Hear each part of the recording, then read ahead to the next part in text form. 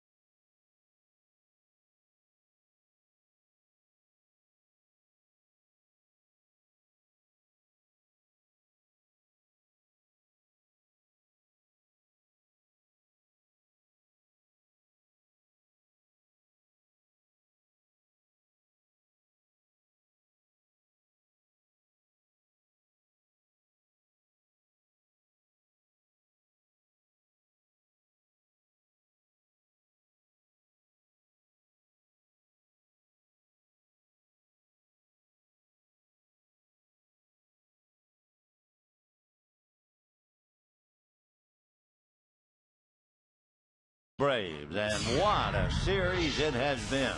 How about game 1? When Andre Ethier came up, took a Soriano fastball, hit it into the right field pavilion. The Dodgers had yet another walk-off home run and won it 5-4. But turnabout is fair play. In the 12th inning, there was a base hit by Garrett Anderson. Then Brian McCann had a base hit to right field. And with 2 out, Escobar got a base hit that sounded to break the tie. Eventually, Church was going to hit a home run, and the Braves went on to win it 9-5. And last night, another battle, and it was Kelly Johnson hitting his second 2-run home run of the series in back-to-back games. And if that wasn't enough, It was Yunel Escobar making a circus play to deprive Kemp of a base hit and the Dodgers a tie as the Braves held on to win that one 2-1. Game 4 is coming up, and we'll be back with the game right after this.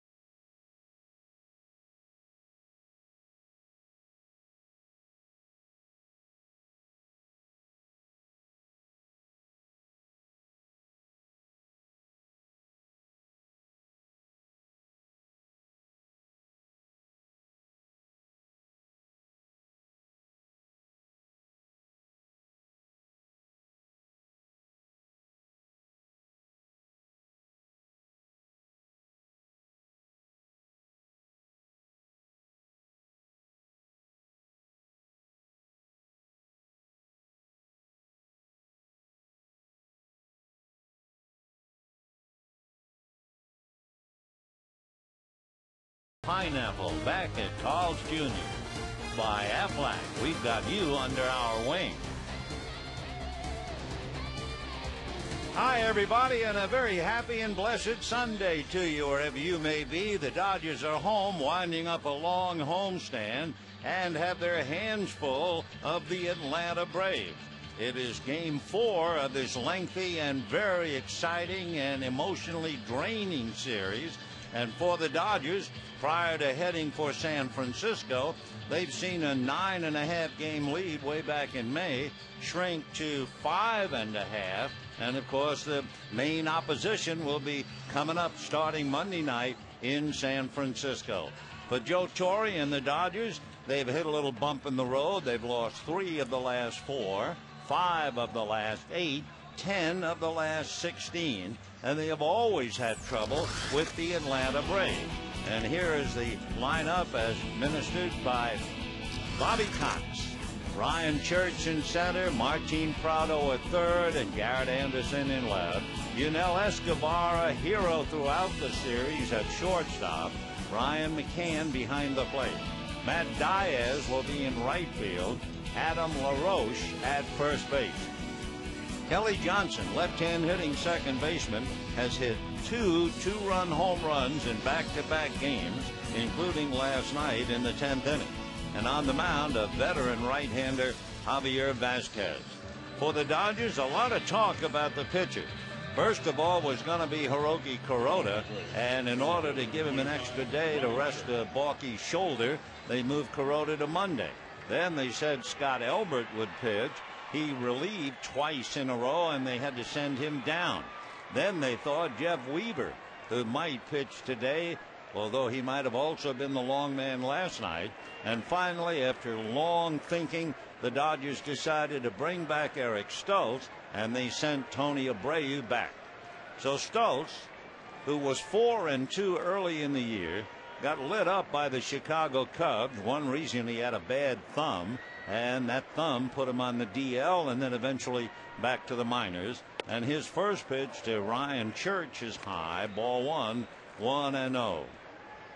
Ryan Church taking a lot of razzing from the folks in right and in center field. Had a double last night. Beats one foul out of play and a 1-ball, 1-strike count. Church, of course, will be remembered for missing third base in an earlier season game with the New York Mets, but he'll also be remembered for that big 3-run home run the other night in the 12th inning. And he takes a strike, and the count 1-2. Beautiful summer's afternoon, 79 degrees as Ryan, left-hand hitter, waits at the plate. Stultz back, and a check swing roller to Mark Loretta playing first today, and Loretta takes it to the bag, and just like that, one away. Take a look at the Dodgers with the leather. Ramirez, Kemp, and Easier in the outfield. Blake, Furcall, Hudson, and Loretta on the infield. And the battery of Stultz and Martin. For James Loney, struggling of late with the bat, so it was a pretty good idea to get him out of the lineup and let James take a rest. Loney 0 for 4 and was hitless in his last 12 at-bats, so Loretta checks in.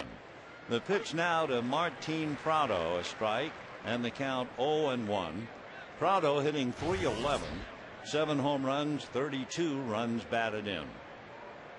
Stultz into the windup, and the left-hander's next pitch is inside. 1 ball and 1 strike.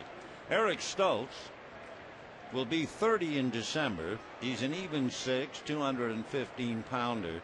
7 years ago had the Tommy John surgery. The next one is swung on and fouled away, and the count 1-2. Stultz went to school at Bethel College in Indiana. That's just outside of South Bend. Dodgers signed him in the 15th round back in 2002. You may remember he and Hung-Chi Kuo picked up victories first in the major leagues for each in one series against the New York Mets. That was back in '06. Curveball punched on the ground down to Orlando Hudson, who throws to first in time. So a couple of ground balls, and we have 2 out in the first inning, and Garrett Anderson coming up. Last night, in about the 11th inning, I guess it was, no, excuse me, in the 10th inning, the grounds crew went to the mound to work on the mound, and you wondered that was a rare time to go out there and do it. But then you started to realize what's happened in this series. 30 pitchers have gone to that mound in 3 games. Stultz first pitch to Anderson is low, ball 1, 1-0. So we have really had it work. In fact, the other night, Derek Lowe, remember, started the series, and then 3 more pitchers followed him. The Dodgers had 4 pitchers in that game. Then the 12-inning game, there were 14 pitchers in that game. Last night, the Dodgers used 5, and the Braves 3 more for 8. So the pitchers have gone out there and just worn that mound out. And Eric Stultz now is a new face to join the action in the series. 2-1 the count to Garrett Anderson. The veteran left-hand hitter swings, doesn't get it, and the count 2-2. Garrett at 37, still holding his own. 9 home runs, 44 runs batted in, hitting a solid .288. Stultz into the windup. Eric ready, comes to the plate, swung on and missed, and that takes care of Anderson. So a 1-2-3 inning for Eric Stultz, and at the end of half an inning, Braves nothing, Dodgers coming up.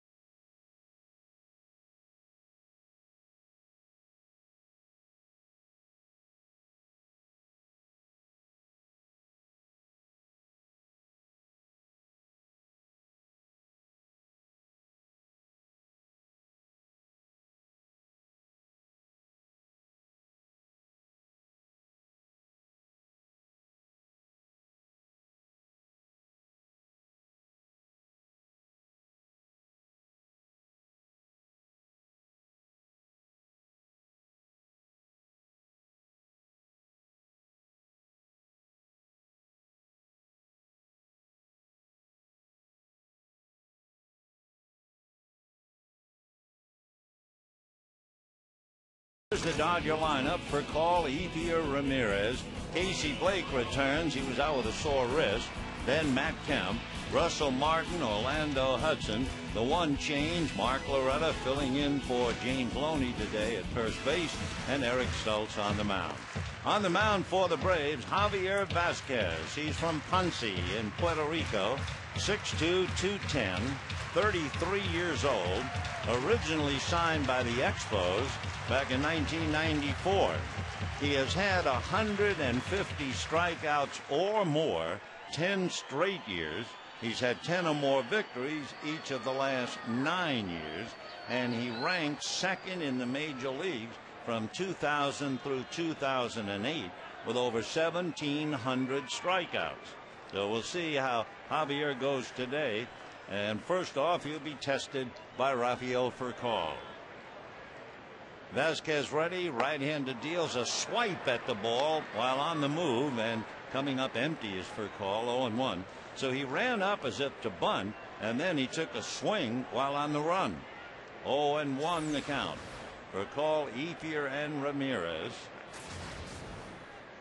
The strike one pitch on the way, and Rafael takes another strike, 0-2.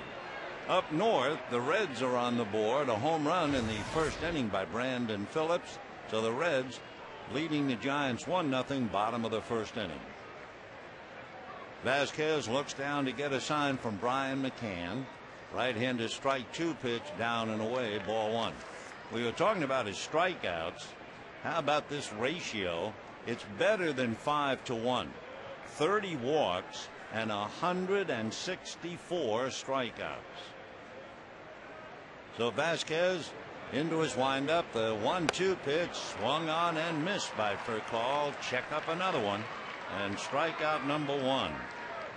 Vasquez first came to the big leagues with the Expos in 1998, and he's played with the Expos, the Yankees, the Diamondbacks, the White Sox, and the Braves. Joe Torre had him in New York.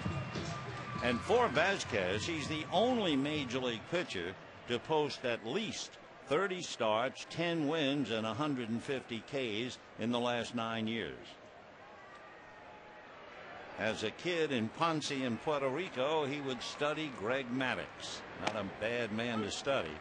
The first pitch to Andre Ethier is a strike, and the count 0-1. Andre hitting .272, 23 home runs, 73 runs batted in. Vasquez staring into McCann. Now Javier ready, back with a fastball high and away, hitting .93. When Javier was a kid, he might have studied Maddux, but he was an infielder, so his favorite player was Robbie Alomar. So he picked a couple of dandies to emulate. His father was in the military. The 1-1 pitch on the way, change, swung on and missed. 1-2, off-speed breaking ball, and a 1-2 count. Vasquez's grandfather passed away before Javier was born, but he was also in the military. He was in World War II, served in Germany. Here's the 1-2 pitch, and that's high and away, 2-2. And as Javier said, my dad grew up in that military atmosphere from his father, and so my dad was strict but very loving. And his father also served in the National Guard in North Carolina.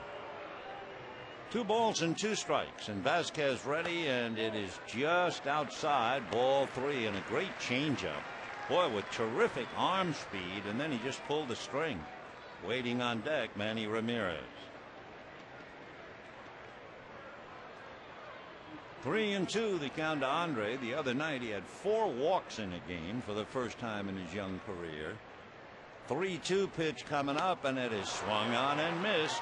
So now you get the idea about Vasquez. Another great changeup. So he has struck out Furcal and Ethier. And here comes Manny Ramirez. Ramirez has done well in the past against Javier Vasquez. He's hitting .316, 6 for 19. He also has 2 home runs against Vasquez in the past. So Manny fighting to stay above 300. His average now has dipped to 302. And Vasquez first pitch away, ball one, 1-0. Ramirez hitting .238 during the homestand. Has struck out 17 times in his last 14 games. Is he pressing? Doubtful. The 1-0 pitch on the way, ground foul outside of third, and a 1-ball, 1-strike count. As Manny himself says, I have been a great hitter. I've done everything. I have nothing to prove, which is a nice mental grip on the situation. Where others might be pressing and worried, he figures it's just a brief storm and he'll sail through it. We'll see. 1-1 to Manny Ramirez. Vasquez ready. Javier delivers. Fastball inside. Ball 2, 2-1. An exhausting and emotional series, and another test for the players. It has always been my feeling it is a strong man's game, not a kid's game or a veteran's game. You have to be strong. 2-1 pitch. Manny takes a good breaking ball for a strike. 2-2. Yeah, to grind them out like they've been doing every night, and then come right back in the daytime and battle fastballs and sliders and play well. Boy, it is some challenge. Many can do it, and an awful lot buckle under the pressure. Now the 2-2 pitch to Manny Ramirez is swung on and missed, and all Javier Vasquez does is start the game off by striking out the side. And at the end of an inning, no score.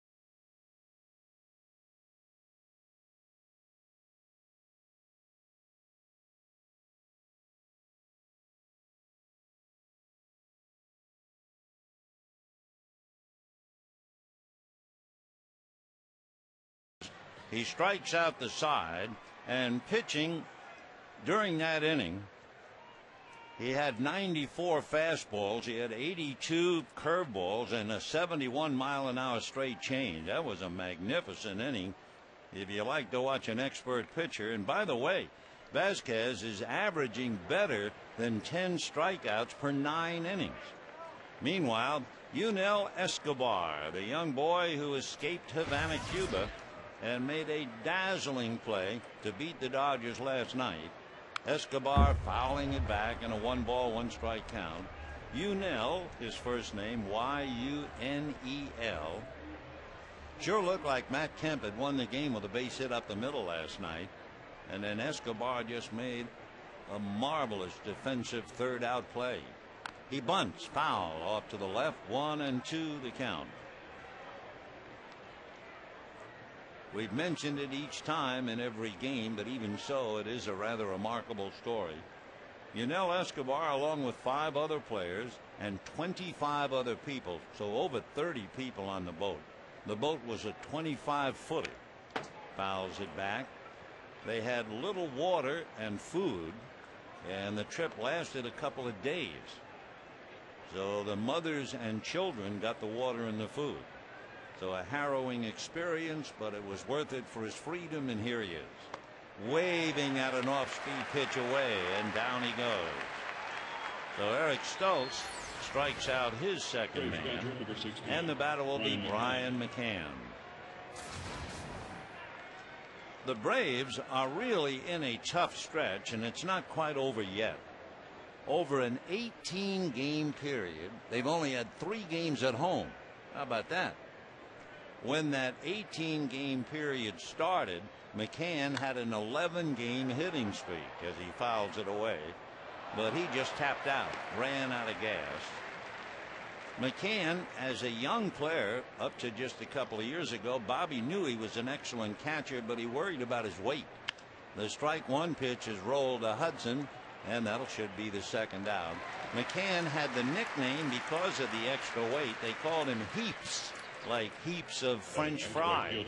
But before this year began, he went on a strict diet and lost 25 pounds.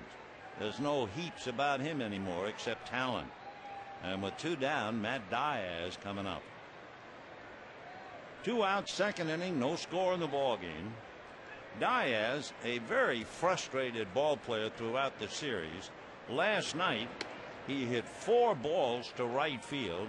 Ethier caught all of them after long runs. The game before, he came off the bench as a pinch hitter after Kelly Johnson had hit a 2-run home run, and he stuck Matt Kemp up against the center field wall. So he doesn't have much to show for it in the series, but he certainly has hit the ball hard. Diaz hitting .284. Stoltz delivers, gets a drive to right and deep, and this time he reaches the seats.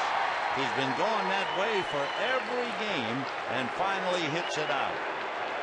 So for Matt Diaz, his 6th home run, his 30th run batted in, and the Braves lead 1-0. One thing for sure, we haven't seen him pull a ball, but he can sure go the other way. And that's what he did. Takes Stoltz downtown, and the Braves jump out to a 1-0 lead, and the batter will be Adam LaRoche. So Diaz, that had 12 home runs last year, has a half a dozen this year, and the pitch to LaRoche in for a strike. The pronunciation D-I-A-Z, Diaz. His family is from Barcelona, Spain. That's the way the grandfather pronounced the name, and that's the way it is. As opposed, let's say, to our first base umpire, who spells his name D-I-A-Z, but he's Laz Diaz. So we have Diaz and Diaz in a 1-0 Braves lead, and the pitch to Adam LaRoche a strike, and the count 1-2. Dodgers have cooled him off a bit of late, hitting .258, 14 home runs, swings a hopper, short hop, and off the glove of Loretta, picks it up, feeds Stoltz coming over in time. So LaRoche ripped it. Loretta made a good play to keep it on the infield, but the Braves get a run on the home run by Diaz and lead 1-0.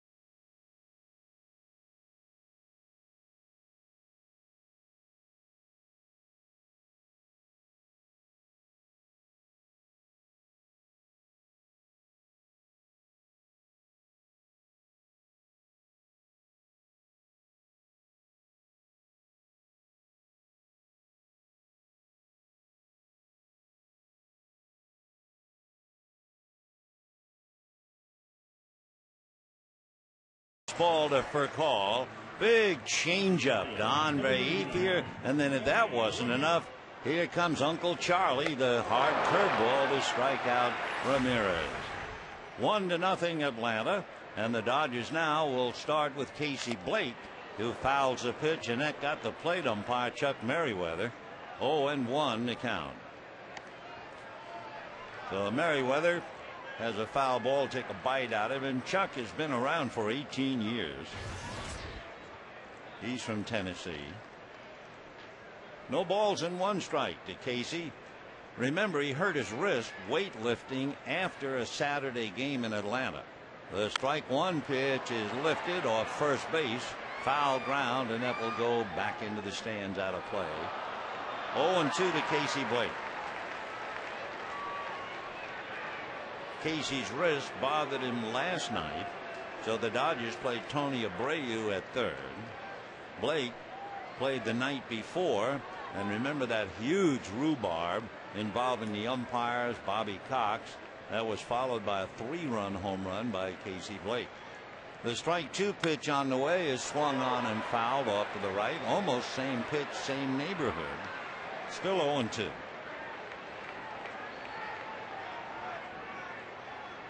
The Braves, 2 games above 500, are 5.5 games behind the Philadelphia Phillies, but they are 500 against the West. They're 15-15. They're also 4.5 back in the wild card. 0-2 the count as Blake in and out of the box. Javier Vazquez. Boy, what a way to start, coming in with the reputation as a strikeout pitcher and nailing the side. Strike 2 pitch is inside at the hands to Casey. 1-2 the count, and that changeup was in the 70s, straight change.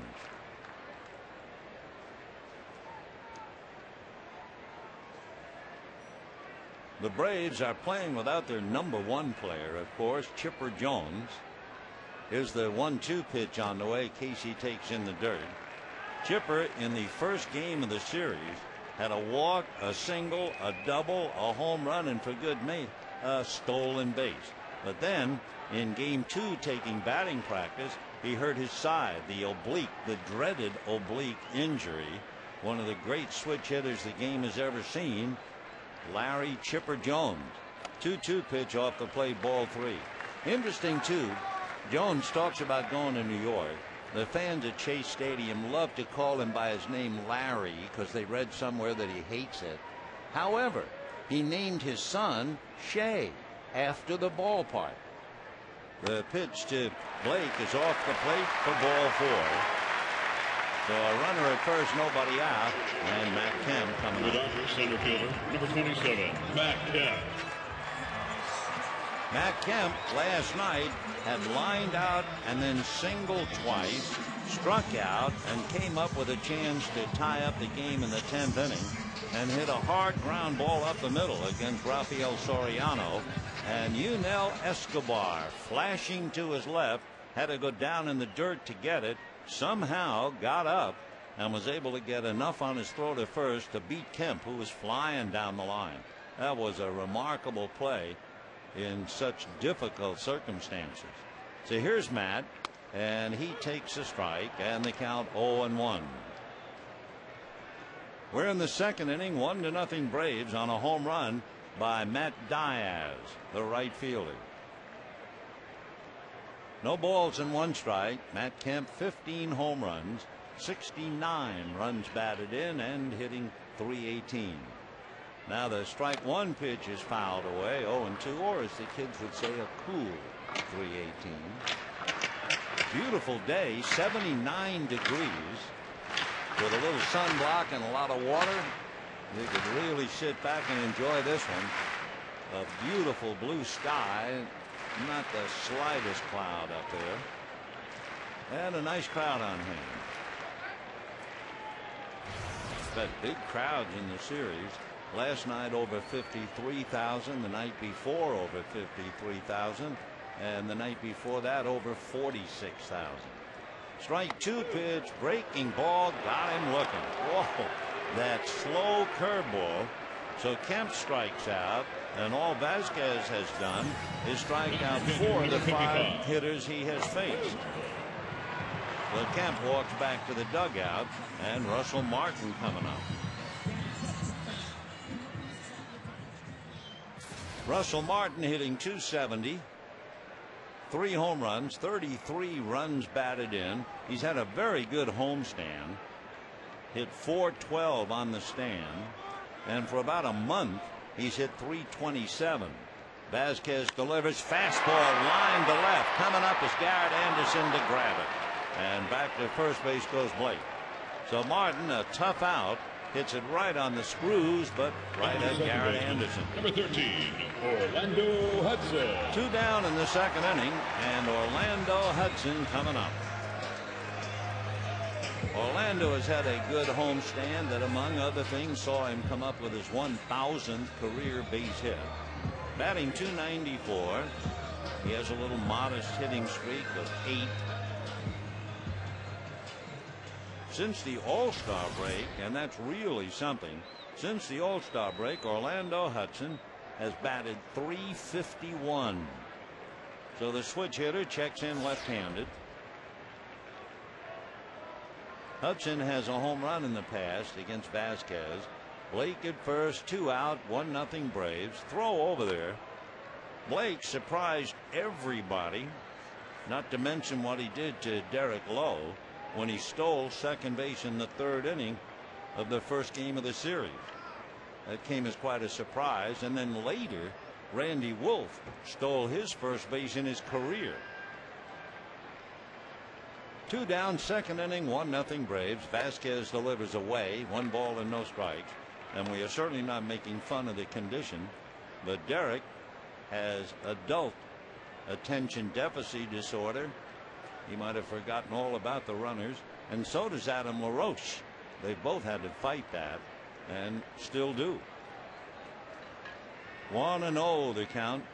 Hudson with Mark Loretta hitting back of him, and the pitch in for a strike. 1-1 the count. Orlando 4 hits in his last 8 at-bats with runners in scoring position.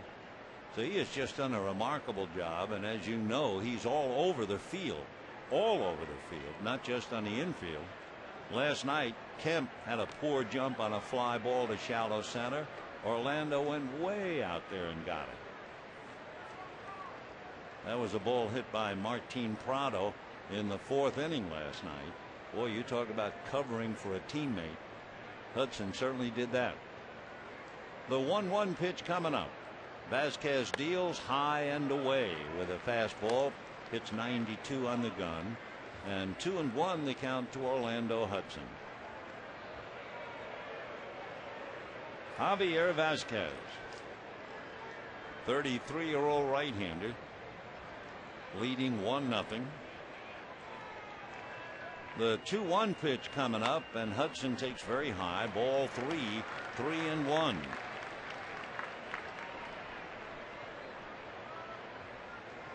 Waiting on deck, Mark Loretta filling in for James Loney today.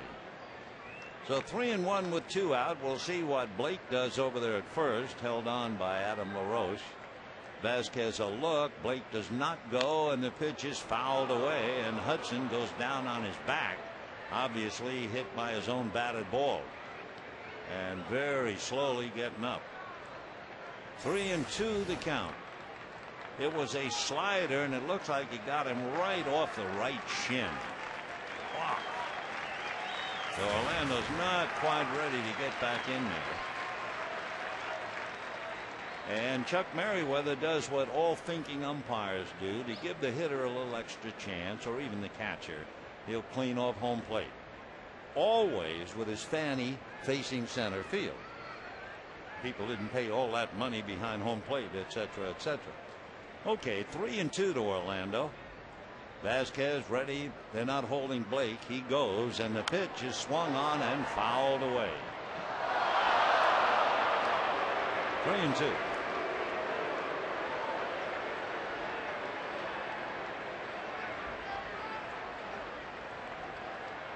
Just thinking about something. If sometime during the at-bat or in the game, we ought to take a close-up of Chuck Merriweather's hands to see if they carry an indicator anymore. I've heard they don't. Here's the 3-2. There goes Casey, and it is fouled away. Merriweather throwing the ball out with his right hand, but it's the left hand. Yeah, he does not have an indicator. Well, let's check. Do you see it? Maybe it's tucked underneath that pinky. Well, I don't know. Maybe so. One of the scouts told me he didn't think umpires use indicators anymore. Another foul ball. And I thought, well, that's interesting. I always remember there was an umpire in the National League named Tony Venzin, and he carried his indicator in his right hand. The umpires are supposed to carry it in their left hand, but Tony carried it in his right. So every time he brought his right hand up to flick the dial of the indicator up in the booth, it looked like he was calling a strike, and it really got to be pretty awkward. 3-2 the count to Orlando. There goes Casey. Line drive speared by Vasquez, and it goes through for the out, and that'll be that. So no runs, no hits, one man left. Broken bat for Orlando Hudson, and at the end of 2, it's 1-0 Atlanta.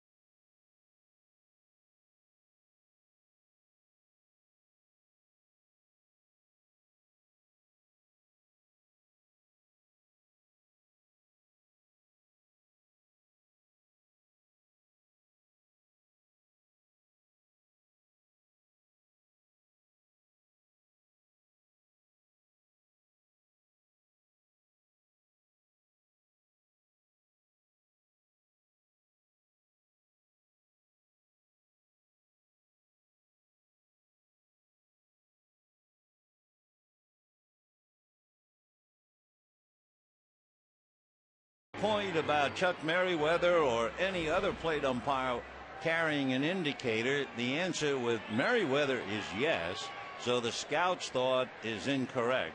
To finish the Tony Venzin story, all umpires with the indicator carry it in their left hand, but Tony Venzin carried his in his right. So every time he raised the right hand to flick the dial upstairs, we thought it was a strike, and I mean it was really awkward.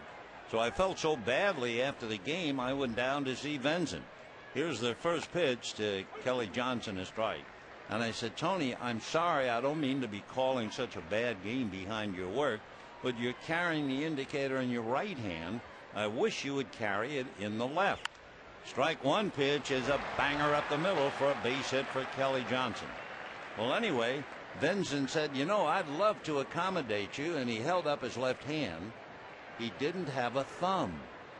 He had lost his thumb in an industrial accident, and he had to carry the indicator in the right hand. Meanwhile, Kelly Johnson indicating that he can hit. He's had two two-run home runs, now a single up the middle, and the batter is Javier Vasquez, and the Dodgers look bunt. Vasquez has 12 sacrifices. Wow. And he pulls the bat back. The pitch is low, ball one, 1-0. Tony Benson umpired in the National League from 1957 through 1971.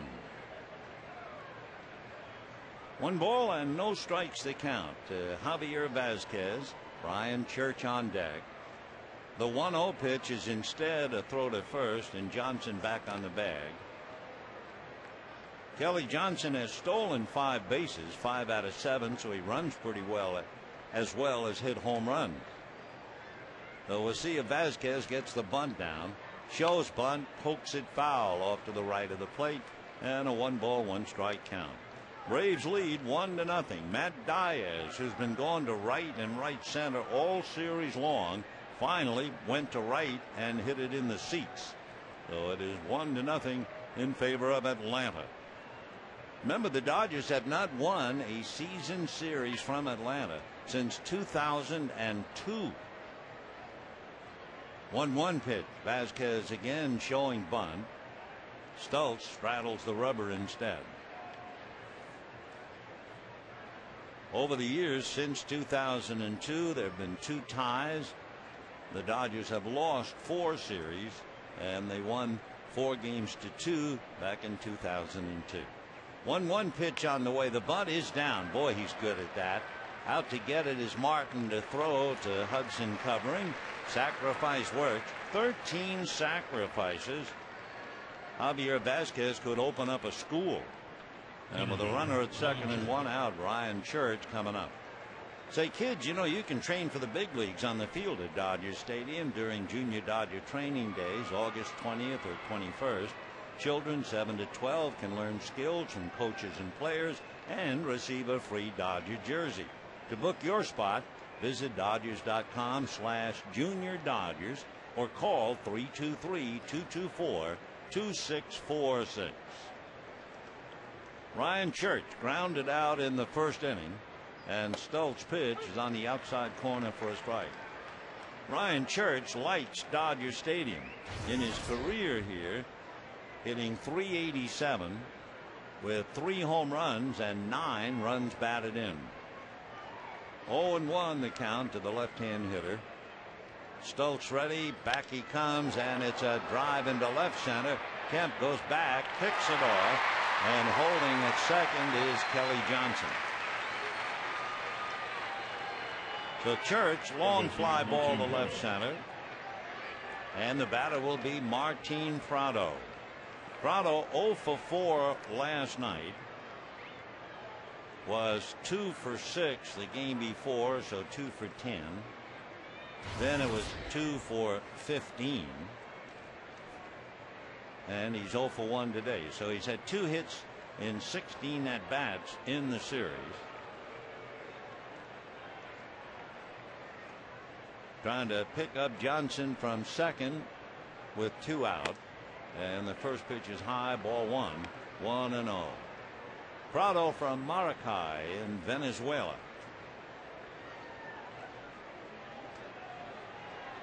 Martin, right-hand batter. The 1-0 pitch coming from Eric Stultz, and that's taken inside. 2 balls and no strikes.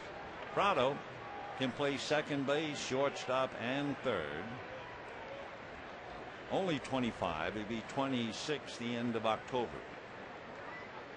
2 balls and no strikes. Johnson at second, 2 out in the third. 1-0 Braves, and another one inside. Ball 3.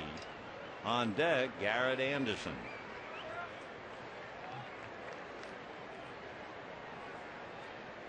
One run, 2 hits for Atlanta. Light breeze blowing out to left field.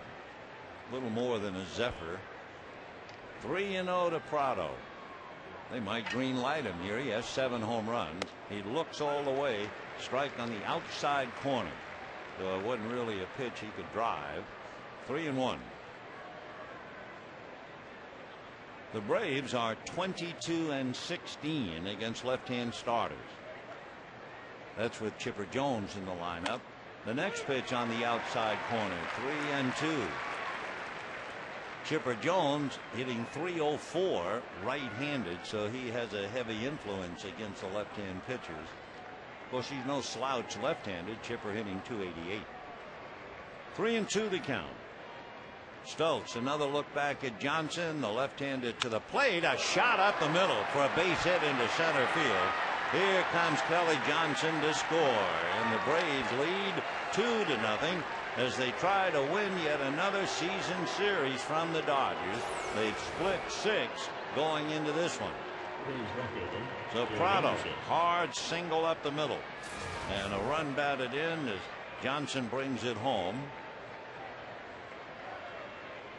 The batter now will be Garrett Anderson, who struck out in the first inning. For the Dodgers, psychologically, of course, it would be pretty important to win today's game prior to going to San Francisco. And the first pitch to Anderson, a strike. The pitching for the Dodgers up north: Kuroda on Monday, Wolf on Tuesday, and the Dodgers aren't sure about Wednesday. Maybe waiting the condition of Chad Billingsley. Strike one pitch to Garrett Anderson, and that's taken low and away. 1 ball and 1 strike.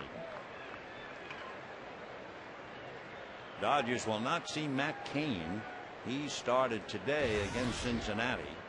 He's down 1-0 in the 4th inning. Cain with a record of 12-3. 1-1 pitch fouled off. 1-2. The Dodgers and the Giants, kind of figures that they go down to the wire chewing on each other. By the way, they've played 9 games so far this year, and the Dodgers have won 5 of 9, winning 4 of 6 here, but losing 2 of 3 up there. Here's the 1-2 pitch, instead a throw to first. And remember, the Giants have a better home record than the Dodgers. Dodgers are 36-21. The Giants are 38-17. The 1-2 pitch is fouled back. That'll wind up second deck, directly behind home. Normally you call it fastball alley, but not that time. That was a straight change. Breeze has turned around. It was blowing to left field just a moment ago. Now it's blowing to right. Anderson, with 9 home runs, would love to take advantage of a little extra push. Stokes ready. Here he comes, and the fastball got him swinging. So down goes Anderson, striking out a second time, but Martin Prado singled home Kelly Johnson, and the Braves lead the Dodgers 2-0.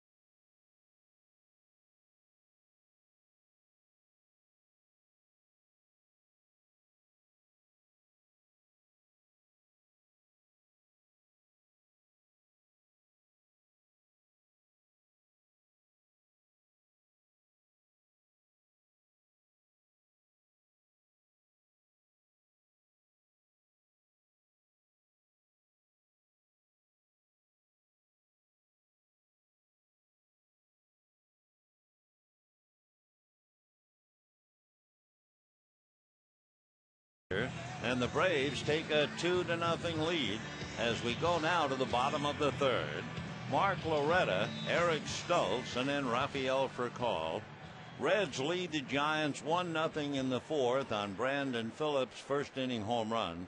Rockies lead the Cubs 5-3 in the sixth. No particular news there. Lou Piniella was ejected from the game. So here's Loretta, and Vasquez first pitch off the plate, ball one. Mark appeared as a pinch hitter last night and struck out. Appeared as a pinch hitter in the earlier game and hit into a double play, and appeared as a pinch hitter in the first game and singled to center. Waves at a pitch, doesn't get it. 1-1 the count.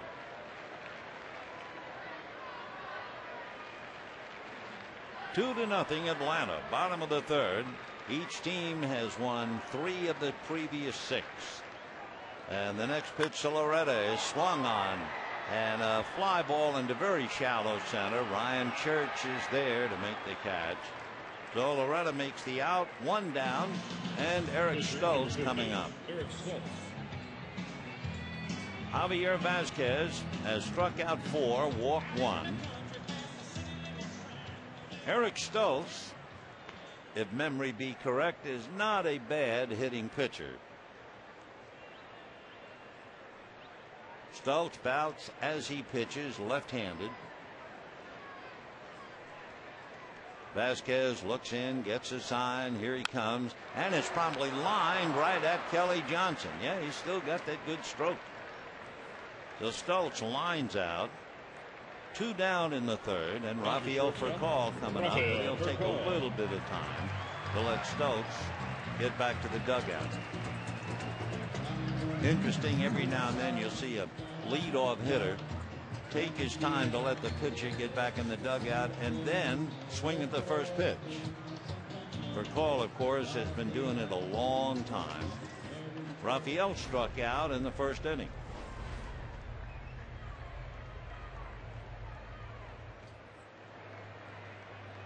Two out, bottom of the third. 2-0 Atlanta. Vasquez ready and delivers. Rafael taken all the way, takes a strike, and the count 0-1. Furcal hitting .264, half a dozen home runs. He has reached base safely in 19 straight, either by hit or walk. Strike one pitch is taken a little high. 1 ball and 1 strike to Rafael. Wearing Dodger blue sunglasses. The 1-1 pitch taken low, ball 2, 2-1. On deck, Andre Ethier. Well, trouble for the Giants up north. Matt Cain threw a wild pitch to score a run, and Adam Rosales hit a 2-run home run. Furcal, a fly ball down the left field line. Anderson comes to the chalk and in foul ground makes the catch for the out. Nice play by Garrett Anderson. So that'll retire the Dodgers in the third inning. And at the end of 3, it remains Braves 2, Dodgers nothing.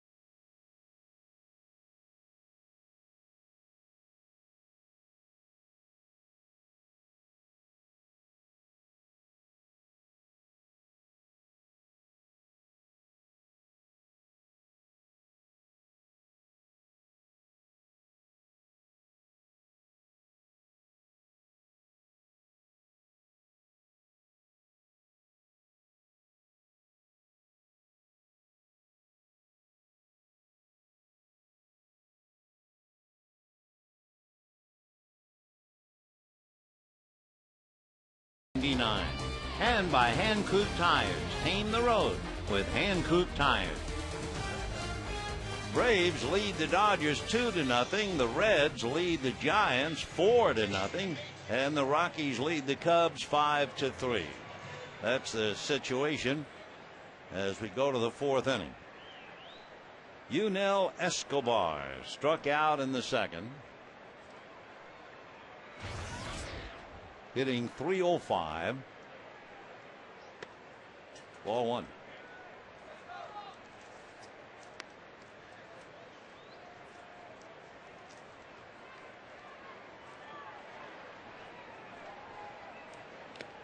Foul tipped at the plate, 1-1.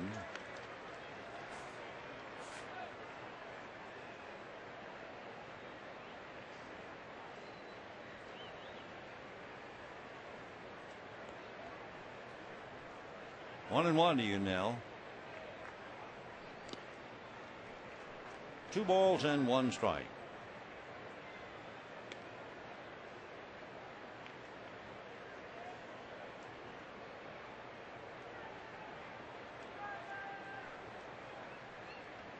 Escobar does a nice thing. Tell you about it in a moment. He helps run a baseball academy for children ages 8 through 12 during the winter time.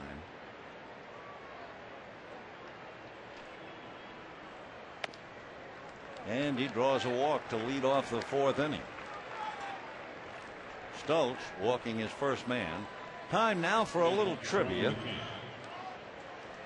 Our Aflac trivia question for the day. Clayton Kershaw is 7th in the National League as far as ERA. Which 3 Dodgers have led the National League since Sandy Koufax retired? That's a tough one. Meanwhile, a foul ball off first, hit by Brian McCann. 0-1 the count.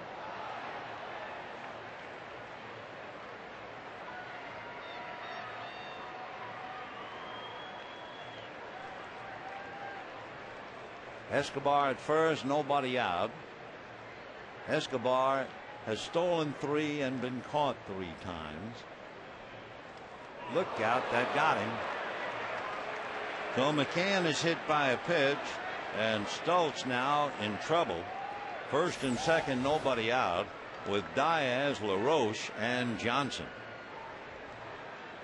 For McCann, that would be the 4th time that he's been hit by a pitch. Which always brings up the point about Garrett Anderson. I mean, here's McCann hit 4 times this year. Garrett Anderson, when you start talking about fellas not being hit, in his entire career, Garrett Anderson has been hit 6 times. 6. And his career goes back to 1994. It is truly remarkable. 2 on, nobody out. Diaz homered to right. Every ball he has hit in this series has gone to right field except one that was hit to deep right center, and Matt Kemp made a great catch. And he bunts. Good bunt. Who's going to cover? Nobody. And the bases are loaded. So Diaz, a perfect bunt. Loretto left to field it. Stoltz left to field it. There wasn't anybody covering because Hudson couldn't get there. He was too far away. So that's a great play by Matt Diaz. And the bases are loaded. Nobody out. And Adam LaRoche coming up. So the Dodgers in the doldrums right now, having lost 3 out of 4, 5 out of 8. Things aren't going very well for the moment either. 2-0 Atlanta, and a big meeting on the mound. Rick Honeycutt going out there, I think more than anything else, just trying to smooth the feathers of everybody involved on the infield. Adam LaRoche grounded out in the second inning. Although LaRoche did not get any credit, last night he played a vital part in the game. If you looked at the box score, You'd say, wow, he 0 for 3, struck out twice. How vital could he be? Well, in the 10th inning with 1 out, he had a 10-pitch at bat to walk. And with 2 out, Kelly Johnson sent him home with a home run. And ball 1. 2 runs, 4 hits for Atlanta. No runs, no hits for the Dodgers through 3. LaRoche, by the way, has 3 career grand slams, if you are thinking about that. Fouled away. 1 ball and 1 strike.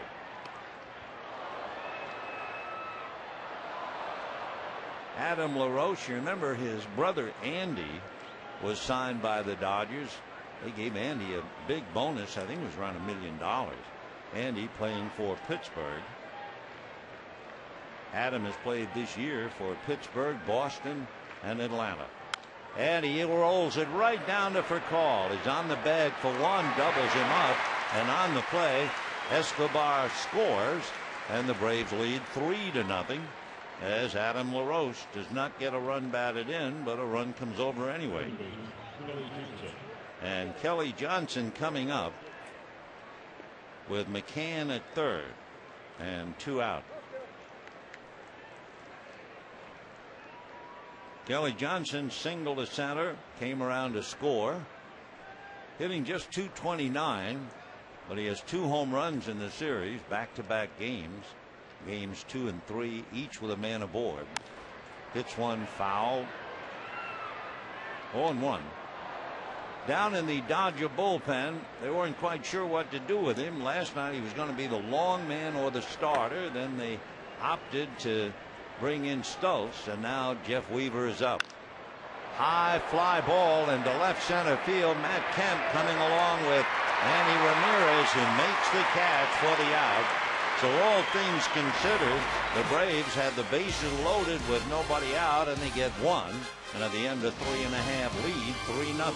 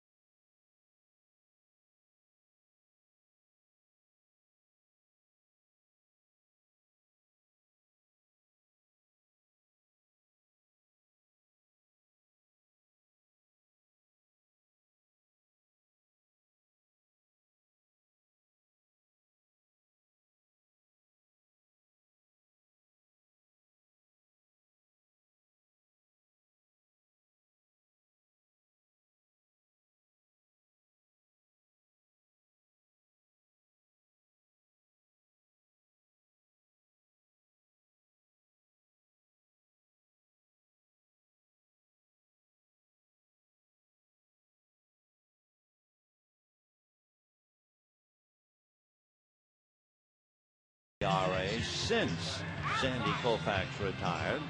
And you get Don Sutton, Alejandro Pena, and Kevin Brown. You want to see a major league curveball? Last night, Clayton Kershaw struck out 10. Here is a major league curveball to Ryan Church. Watch this thing.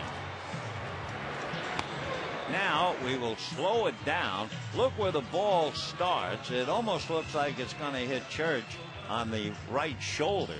And look at the drop on it.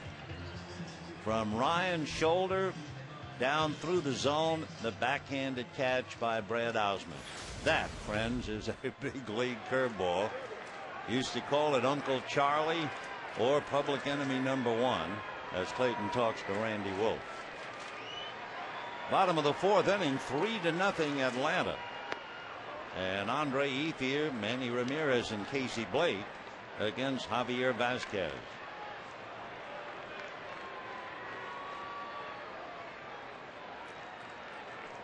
One ball and no strikes. Little low, ball two. 3 runs, 4 hits for the Braves. No runs, no hits for the Dodgers. 4 strikeouts.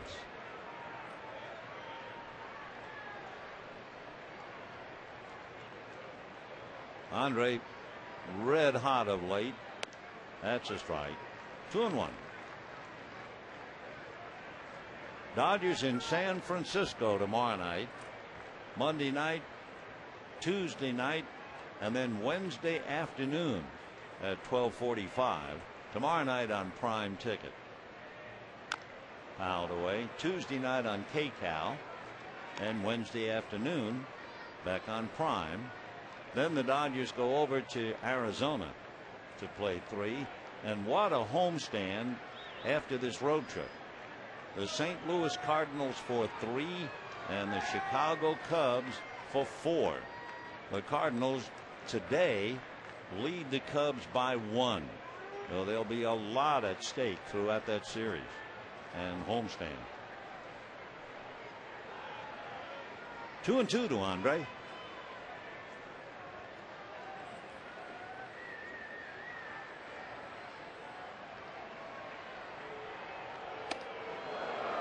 Three and two. Ethier kind of took a quick look out at Vasquez, who hit 93.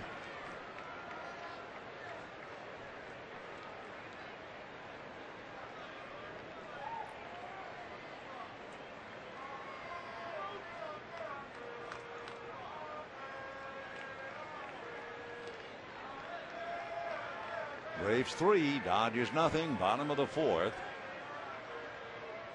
And that's whacked into right field. Curveball. And Ethier just stayed with it. So that's hit number 1 for the Dodgers, and it comes here in the 4th inning, and it brings up Manny, and that always shakes up the ballpark.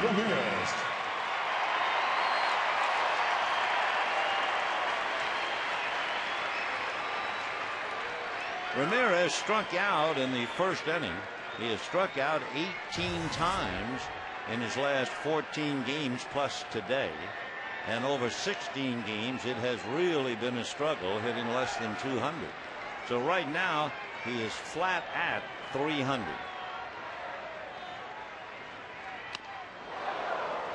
Boy, trying to hit that thing out of state. 0-1.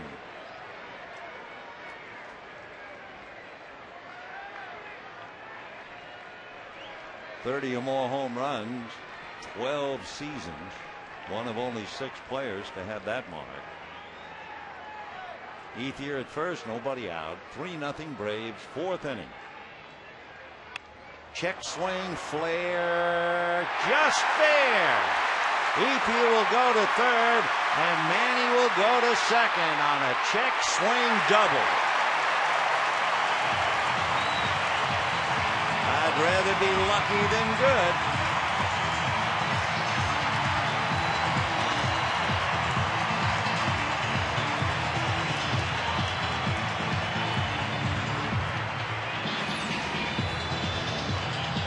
Here's where he's going to hold up. Right there. Now it's in the lap of the gods.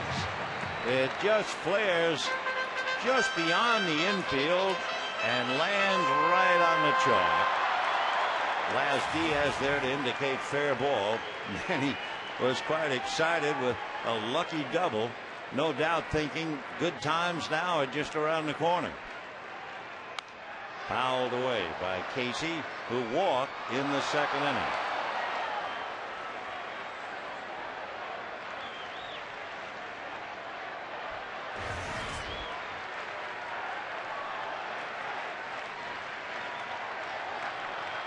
Oh-1 to Casey Blake, representing the potential tying run at the plate.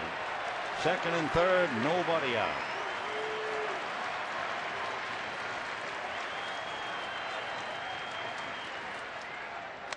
Fastball 1-1. Infield back. Ethier started off with the single to right on the curveball, and the check swing by Manny for a lucky double. Ramirez, by the way, now has 17 doubles.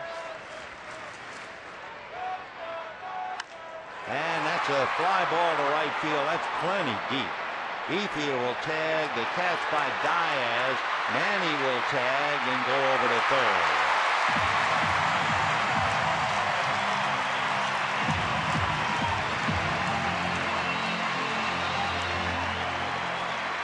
So Casey Blake's fly ball deep enough to advance both runners. It is 3-1 Atlanta.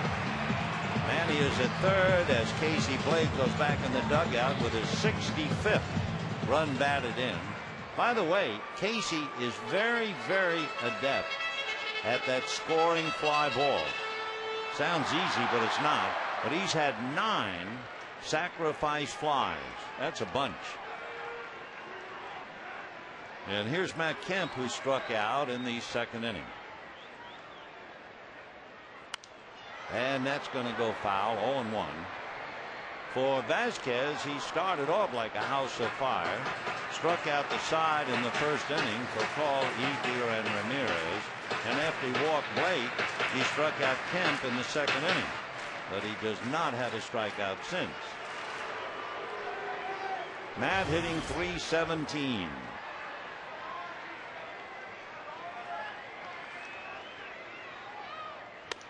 Whoa, Powder River. Fastball, 91, letter high.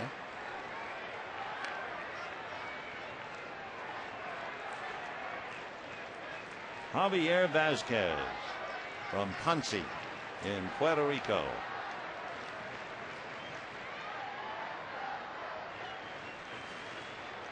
Manny at third, 1 away.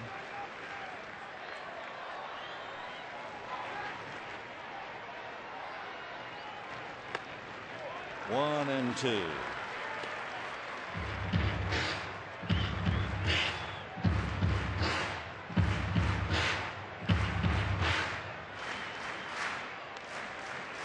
I'm not sure if Vasquez still does it, but it used to be a habit for him. Before every start, he would have a peanut butter and jelly sandwich. High fly ball down the line. Anderson along with Escobar. And here comes Manny. The throw to the plate. He's out from me to you. That's another fine play by Yunel Escobar as Manny tries to get home, and he is nailed. And Vasquez going over on the throw to the plate. In fact, we'll take another look at that. That might have been Prado. It is 3-1 Braves.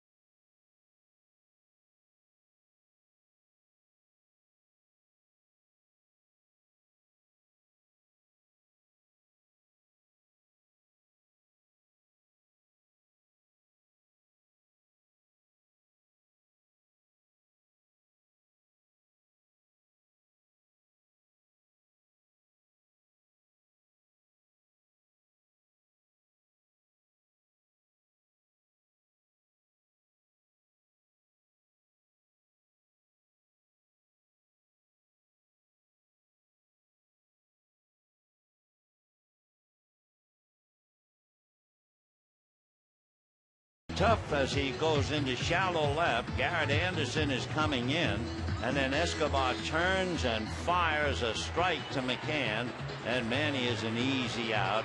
Didn't even consider sliding. So for Manny, his luck ran out, but at the same time he set up a run on a check swing double, and Escobar hangs him out to dry. And we go to the fifth inning, 3-1 in favor of Atlanta. Vasquez, Church, and Prado. Strike, fastball on the corner. Vasquez, a wonderful bunter, has 13 sacrifices, but there's nobody to sacrifice out there now for him. Another strike, 0-2. With the bat, he has a half a dozen hits and 2 runs batted in. But he strikes out about 10% of the time, so that makes him a little tough. 1-2 to Javier Vasquez.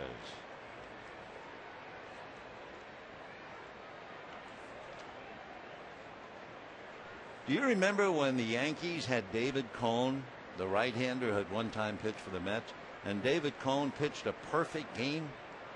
You know who the opposing pitcher was? You're looking at him, Javier Vasquez.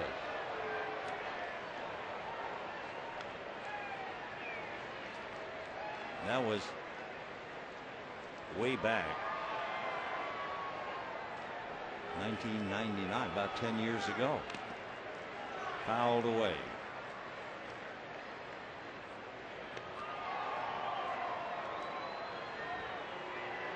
When asked about losing to a guy pitching a perfect game, Vasquez says, I think it was as much fun as I've had in losing a game in my entire career. And there he goes, putting the bat on the ball, and a base hit. When David Cone pitched his perfect game, in attendance that day was Don Larson and Yogi Berra. And of course, Larson pitched a perfect game in the World Series against the Dodgers. So Vasquez a base hit, and now Church, Prado, and Anderson trying to move him around. 3-1 in favor of Atlanta. They have 5 hits. Breaking ball, strike, good curve, 0-1.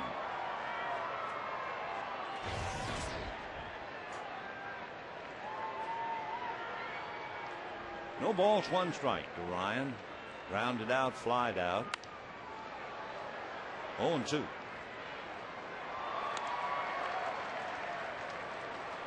Church batting .279. He has 4 home runs, 30 runs batted in.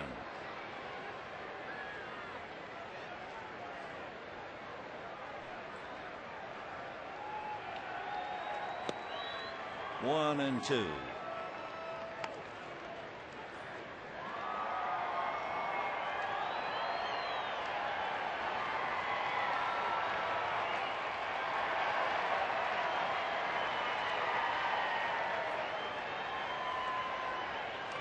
In the dirt, that gets away from Martin, so easily to second goes Vasquez on the wild pitch. Braves scoring a run in the second, a run in the third, a run in the fourth, and now they have a runner in scoring position with nobody out. Down in the Dodger bullpen, Ramon Troncoso begins to loosen up. 2-2. Fastball, little fly ball to center. Kemp is there. Vasquez back to the bag, 1 away, so Church unable to advance him. And the batter will be Martin Prado.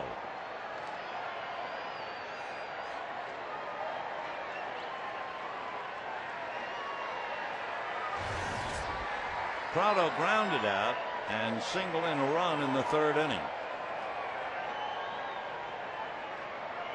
Martin batting .312.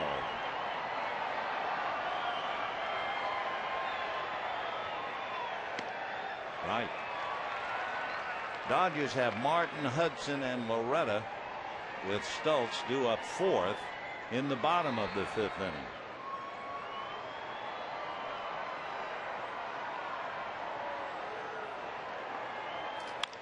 And a drive into right field. Ethier going back to the track to make the catch.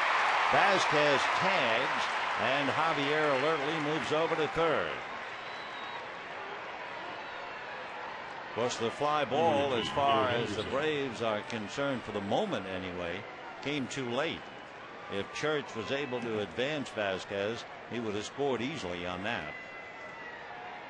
So Prado moves his man over to third. Anderson has struck out twice against Eric Stultz. We'll look up and see what Garrett has done. Coming into the game, he was hitting .322 against left-hand pitching. But he has not had any good swings at all. That's a strike. Not against Stultz and his curveball. Maybe the operative word is yet. 0-1. 1-1. On deck, certainly a fellow the Dodgers don't want to see. They've seen enough of it. Yunel Escobar. 1-1. 2-1. 3 runs, 5 hits for the Braves. 1 run, 2 hits for the Dodgers. One of the 2 hits, a really lucky double for Manny Ramirez. Fastball pulled right to Loretta. Bill Anderson can't do it. Vasquez is left at third, and we'll see about base running and the effects it might have on him in the bottom of the 5th, with the Braves leading 3-1.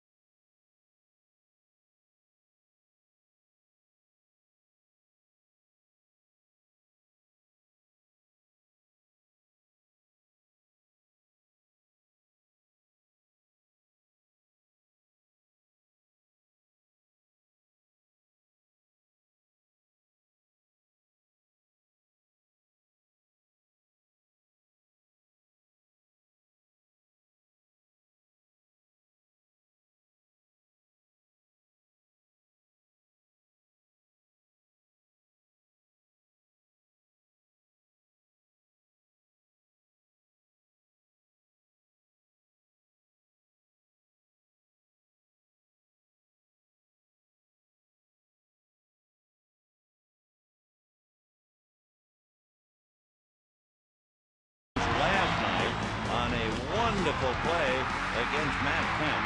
Otherwise it goes through to tie up the game.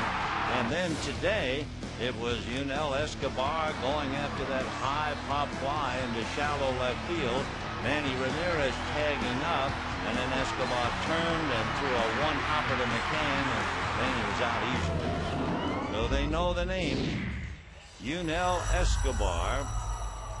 After today, he will have the pleasure of a day off tomorrow before Atlanta opens up a homestand against the Washington Nationals. And as we mentioned earlier, Braves really in a tough schedule, 18 days in a row where Bobby's home for only 3 games.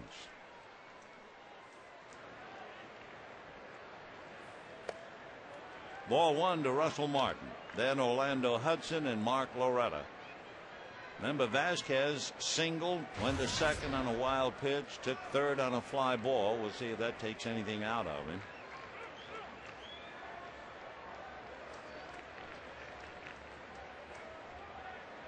5 years ago, the name Javier Vazquez was certainly bandied about here in Los Angeles. Do you remember that story? That's a strike. There was supposed to be a multiplayer three-way trade, as the rumors went, amongst the Yankees, the Dodgers, and the Arizona Diamondbacks. Fly ball to right field. Right there is Diaz. One away. It was never consummated, but the deal supposedly would have sent Vazquez to the Dodgers. The Dodgers would send Sean Green to the Diamondbacks, and the Diamondbacks would send Randy Johnson to the Yankees. Never came to pass, but it was an interesting thought. One away, here's Orlando. And he goes down the left field line, and that's going to be a fair ball. Orlando on his way for second base. So the Dodgers a runner at second, one out. Loretta coming up to be followed by Stultz, maybe, because Jeff Weaver's up again in the bullpen. Number 5, Mark Loretta. So Orlando Hudson has now hit in 9 straight. Dodgers have 3 hits. The Candy Man visiting with Kelly Johnson.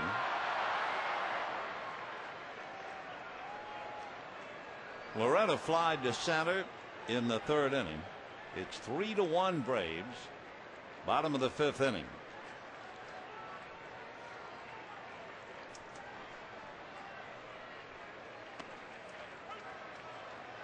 Oh, and 1 to Mark. Overall batting average 235. Boy, you talk about a veteran. Look at those numbers. Over 1,800 games, over 1,700 hits.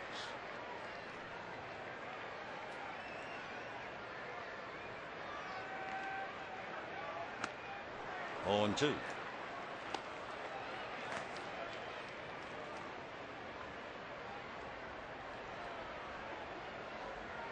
Juan Pierre stretching his hamstrings. So getting ready to bat for Stultz, who's out on deck. 0-2.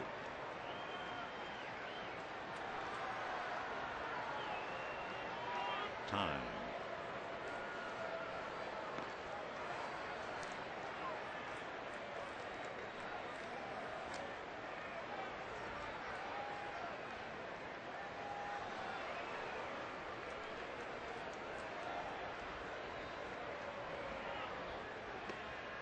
One and 2 the count to 36-year-old Mark Loretta. In fact, Loretta has a birthday coming up. He'll be 36 when we're in Arizona on Friday the 14th. Born in Santa Monica. Went to college at Northwestern University.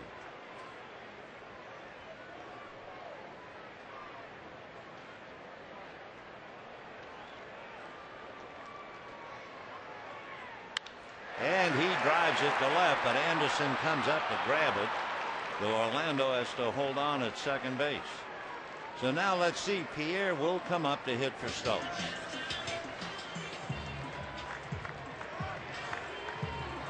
Juan Pierre appeared as a pinch hitter last night, singled in the 10th inning, and scored the only run the Dodgers scored. So Stultz, just called up out of the blue to start, did pretty well. Brian McCann going out to talk to Vazquez. Pinch hitting for Stultz, number 9, Juan Pierre. Vazquez against Pierre. Pierre is hitting .308 against the veteran right-hander. 8 hits in 26 at-bats. Couple of runs batted in. Pierre hitting .315. On deck, Rafael Furcal. 2 out, 5th inning. 3-1 Atlanta.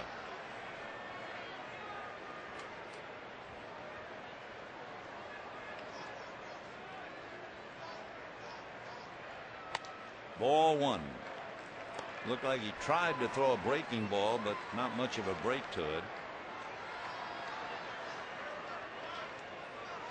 Weaver up again in the pen.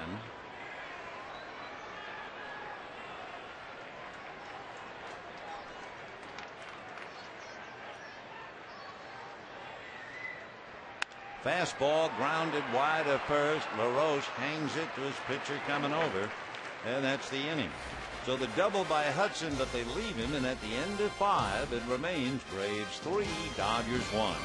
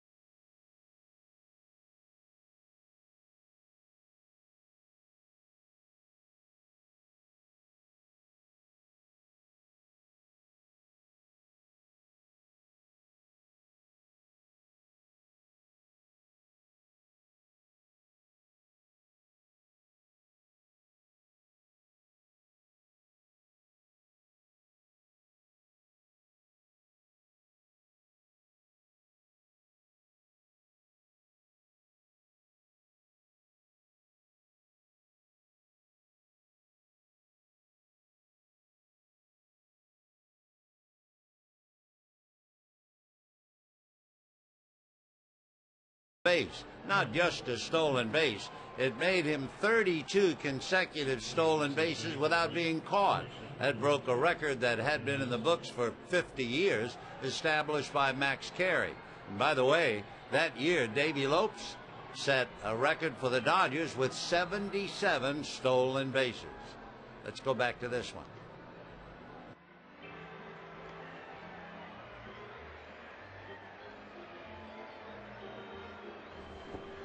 Jeff Weaver, who maybe was to be the starting pitcher last night, that never came to pass, but he gets into today's ball game anyway, picking up for Eric Stokes. So Weaver inheriting a deficit of 3-1. Escobar, McCann, and Diaz will be coming up. Meanwhile, Eric Stokes did pretty good job. 3 runs, 5 hits, 5 innings, walked 1, struck out 3. Hit batter hurt him in the 4th inning when he nailed McCann. Was able to get LaRoche to hit into a double play with the bases loaded to surrender just 1. The game could have gone out the window in that inning.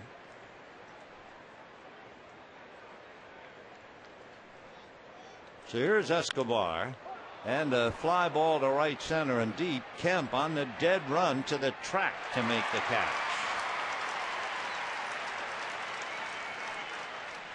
So Escobar goes 0 for 2 with a walk, has made a fine defensive play and scored a run. So 1 away. And Brian McCann, the batter, grounded out, hit by a pitch, 0 for 1.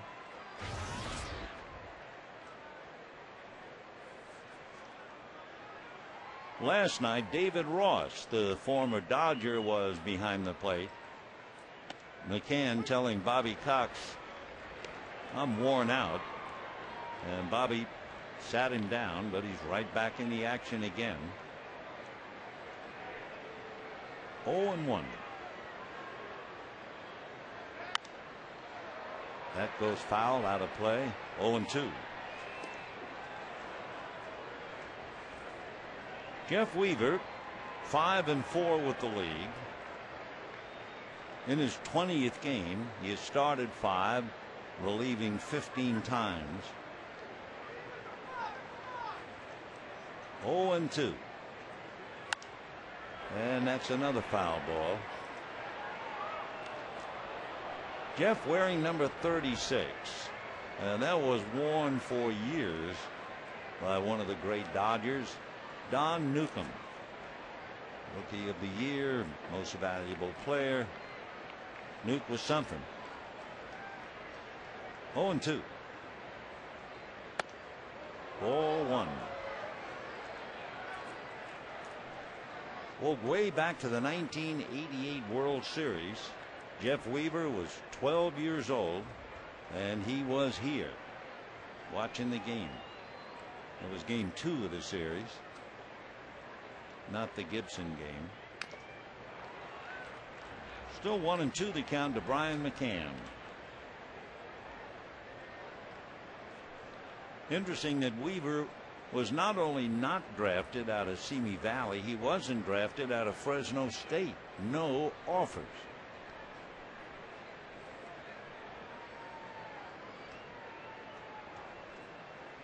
One ball and 2 strikes.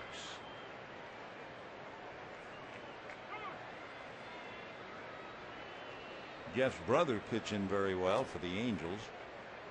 And Jeff pitched briefly for the Angels 2 years ago, but he had a very forgettable year. He was 3-10. Won as many as 14 4 years ago for the Dodgers. And a drive to right, just a fly ball. Ethier's there. 2 down, 6th inning. Matt Diaz coming up. Diaz homered and bunted for a base hit. So Matt 2 for 2 against Stultz. Now has a look at Weaver.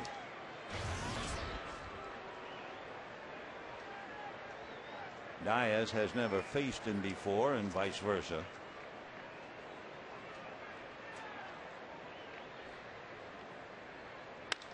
And he probably hits it, speared by Furcal.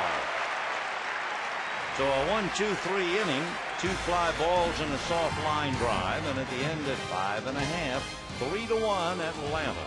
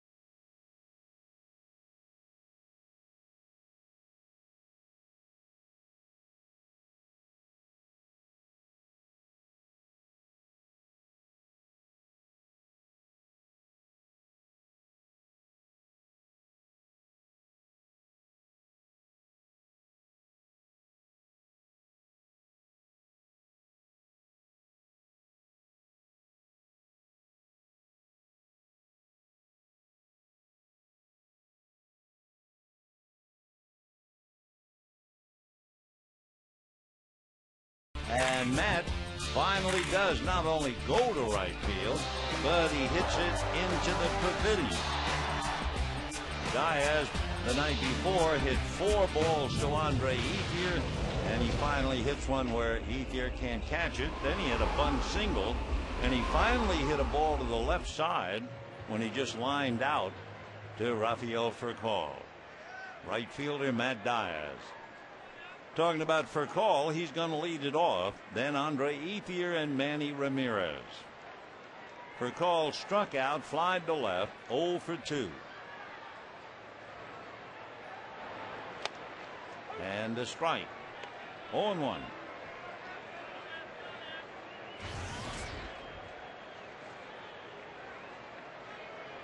A vision in Dodger blue, isn't he?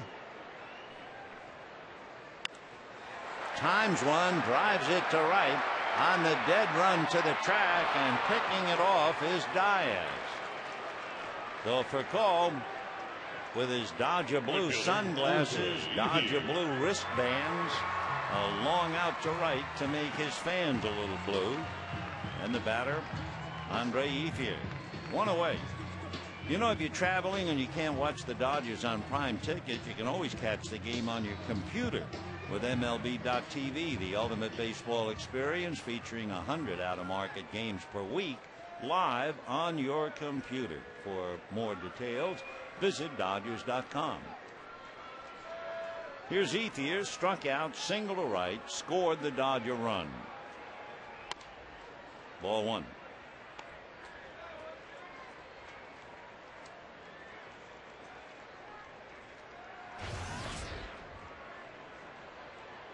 One ball and no strikes.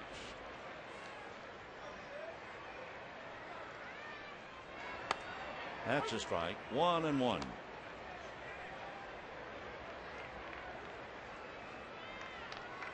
Vasquez made 66 pitches through the first 5 innings.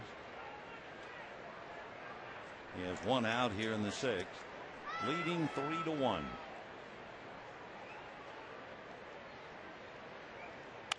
On the hands, Andre turns, hits it to the ball boy. 1-2. Manny Ramirez on deck. Remember, Manny got that check swing little double that hit the chalk in the 4th inning.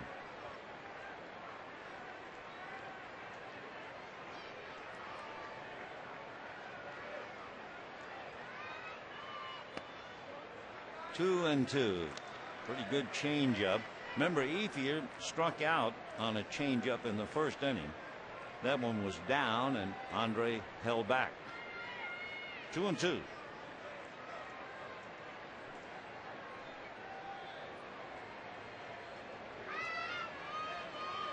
Time.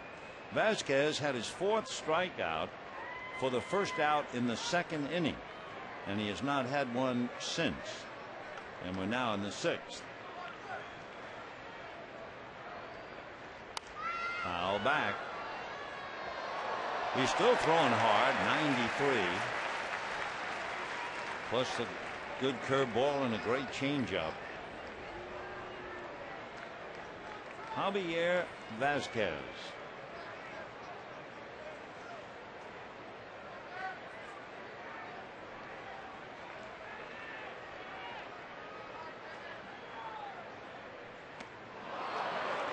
So there's that first strikeout since the 2nd inning, and the 2nd time that he has gotten Ethier. The fielder, number 99, Manny Ramirez.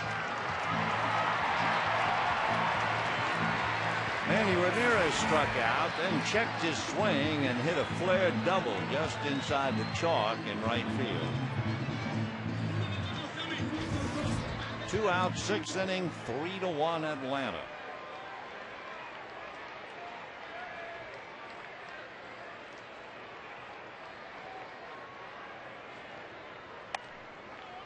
Ball one.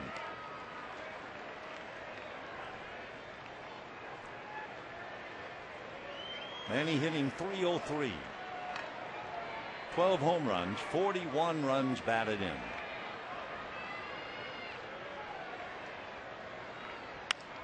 And he's going to muscle that thing into center field for a base hit. When you play the game every day and you're struggling, sometimes you get a sign. Sometimes you get the feeling the storm has passed. And for Manny, he might have had that feeling on that check swing double. Now he comes up, he gets a ball where he can square the bat on it and singles to center.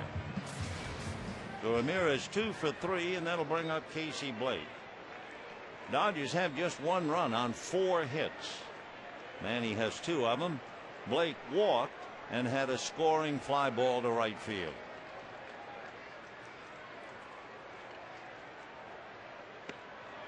Breaking ball, strike, 0-1.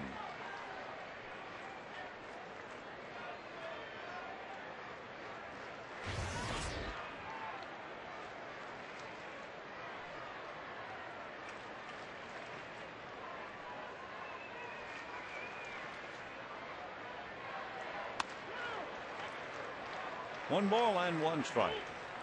Braves scored a run in the second on the home run by Matt Diaz. Picked up a run in the third on 2 singles and a sacrifice involving Kelly Johnson and Martin Prado. Picked up their 3rd run in the 4th inning when LaRoche grounded into a double play with the bases loaded and nobody out. The only Dodger run came on a single by Ethier, the fluke double by Manny, and the fly ball by Blake, who hits a line drive in the wrong area. Yunel Escobar. So the Dodgers leave Ramirez, and at the end of 6, it remains Braves 3, Dodgers 1.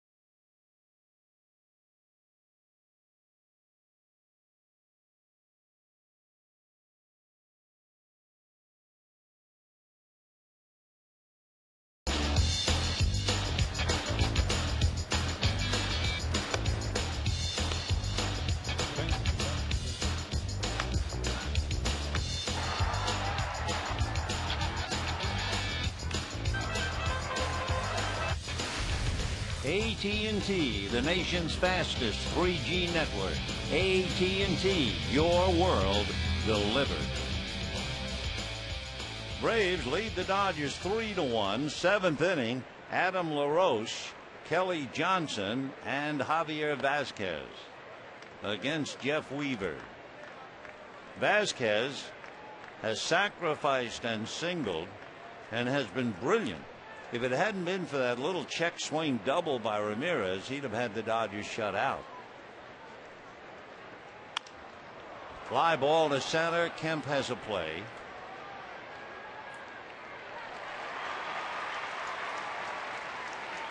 So Adam LaRoche drawing blanks now. He was 0 for 3 last night, 0 for 3 today to go 0 for 6. He was 0 for 5 before that, 0 for 11.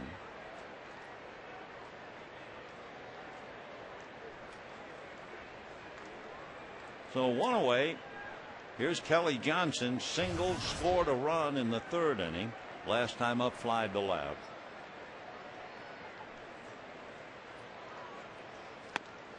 Right. Boy, you talk about dancing eyes. Last night, when Kelly had that home run, we had some close-ups of him on the railing watching the game. The light in his eyes was unforgettable. That almost got him.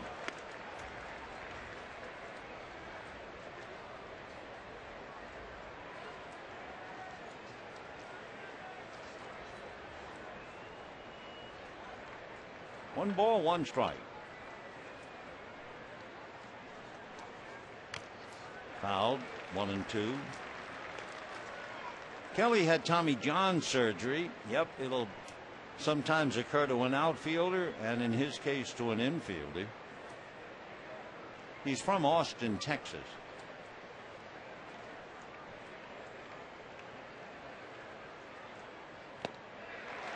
And there's no light in his eyes right now as he walks back. 2 down in the 7th inning, and Vasquez coming up.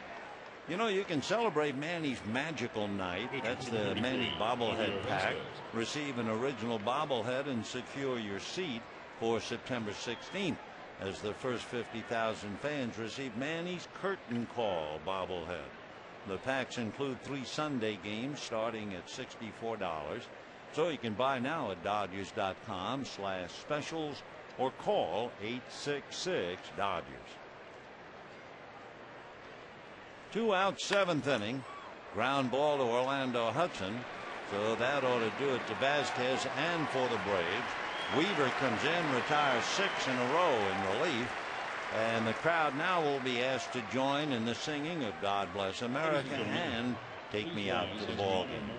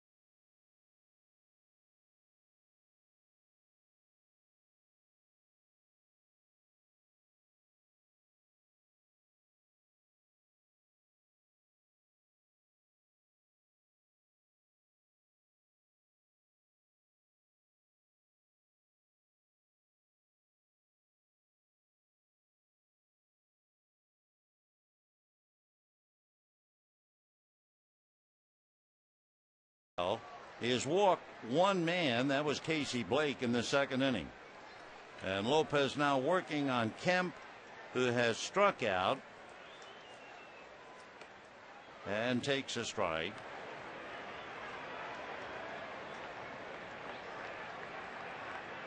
Remember, it was Kemp who hit the pop fly into shallow left field. Escobar went out, made the catch, and then threw Ramirez out at the plate. 0-1. Javier Vasquez is a very worthwhile man. Among other things, he has a 4-year-old daughter diagnosed with type 1 juvenile diabetes, so he's been working on fundraisers and programs to make people aware of juvenile diabetes. He also used to work with deaf children in Puerto Rico because his grandmother was deaf. His mother was always involved with deaf children and adults, so he got involved with both programs, raising funds for Pediatric Diabetes Center in Puerto Rico and also in Chicago for Children's Memorial Hospital. So he's been very busy being a worthwhile human being. 1-2 the count. He made a big headline in New York back in January of 2004. He signed a 4-year deal for about $45 million with the Yankees. Then the Diamondbacks made the deal and sent Randy Johnson to the Yankees to acquire him.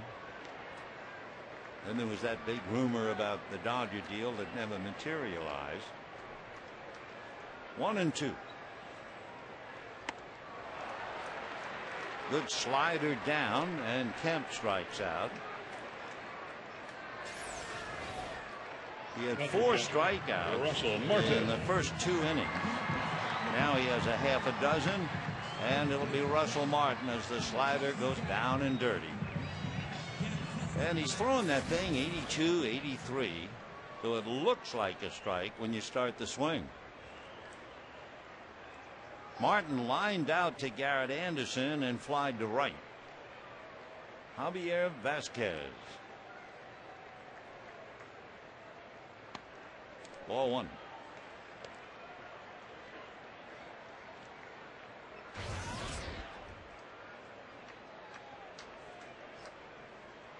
One of the things that Vasquez is happy about is he's a little closer to Puerto Rico when he's in Atlanta. He felt he was out in the boonies when he was with Arizona.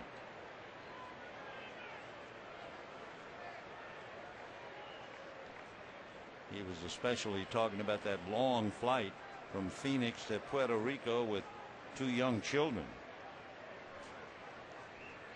1 ball, 1 strike. Perfect pitch. 1-2. Breaking ball. So he's got a fastball, slider, curveball, and a very good changeup. Haven't seen a knuckle curve, but a couple of years ago when he was with the Yankees, he said Mike Mussina taught him to throw a knuckle curve. And that's promptly hit into left center for a base hit. So Martin goes 1 for 3, and Orlando Hudson will be coming up. Second baseman, number 13, Orlando Hudson. The Braves 3 runs, 5 hits. The Dodgers 1 run, 5 hits. For Vasquez coming into the game, he has 1 complete game, and he's averaged close to 7 innings a start. And here he is in the 7th inning now. Hudson 1 for 2, doubled, though he has hit safely in 9 straight. Ball 1.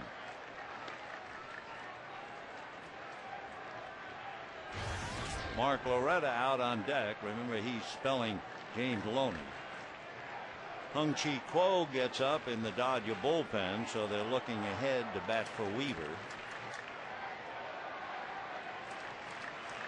1 ball and no strikes. Fastball hit down to Kelly Johnson. The feed, the turn, the double play. So 4-6-3 DP, and at the end of 7, it remains Braves 3, Dodgers 1.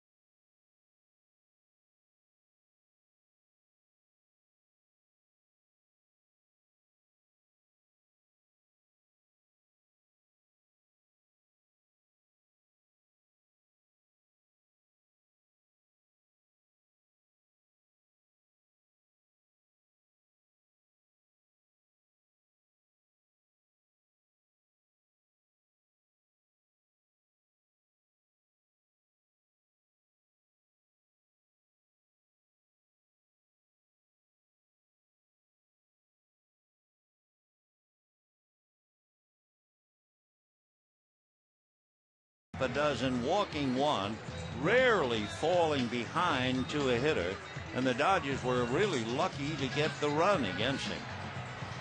So in the 8th inning, 3-1 Braves. Jeff Weaver asked to pitch 1 more inning. He's retired 6 in a row in relief, and it'll be the top of the order. Ryan Church, Martin Prado, and Garrett Anderson. 7th meeting and final meeting of the year between the two teams, and they've each won 3 of the previous 6. Joe Torre and Bobby Cox. One big difference would be Joe's ejections and Bobby's. If I remember, I think Torre's been kicked out 70 times, and I do know that Bobby Cox has been kicked out 148 times. That's a strike to Church, 0 for 3. Bobby, as we mentioned the other day, continues to wear spikes, which really impresses his young players particularly. Little ground ball to third. Blake very close. Church flying down the line, 1 away.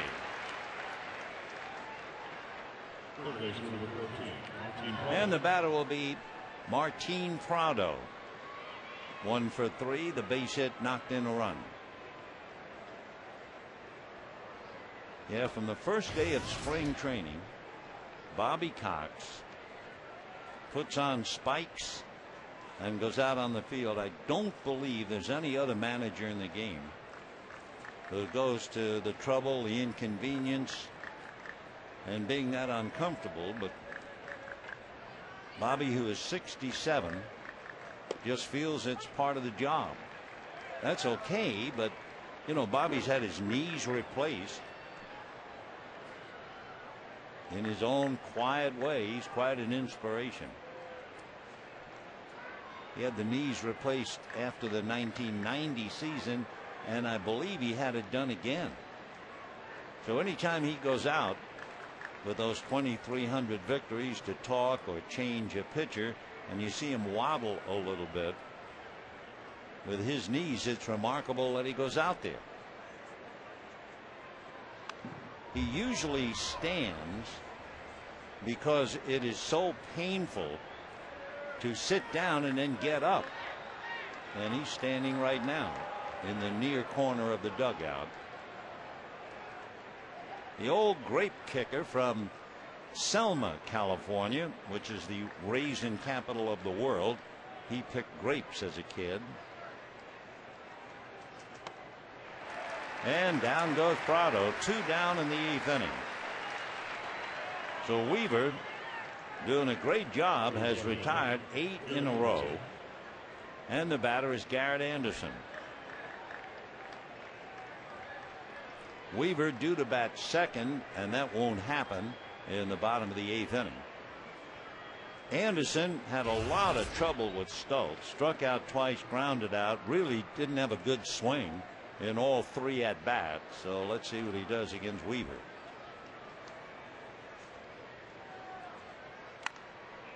And hits it foul. 0-1.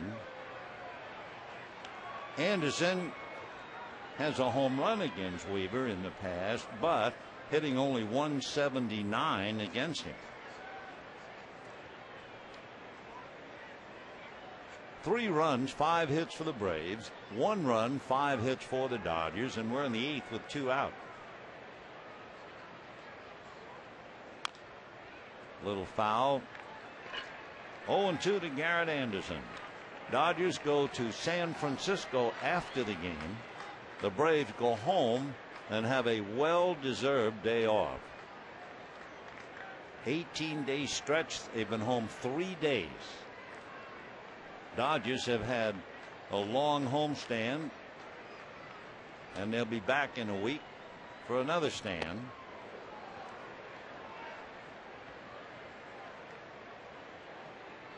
One and 2 to Garrett Anderson.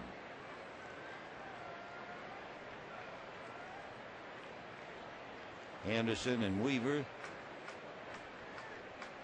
teammates. Ground ball the other way to Blake. So that's 9 in a row retired. A perfect 3 innings for Jeff Weaver in relief of Eric Stultz. And at the end of 7 1/2, 3-1 Georgia.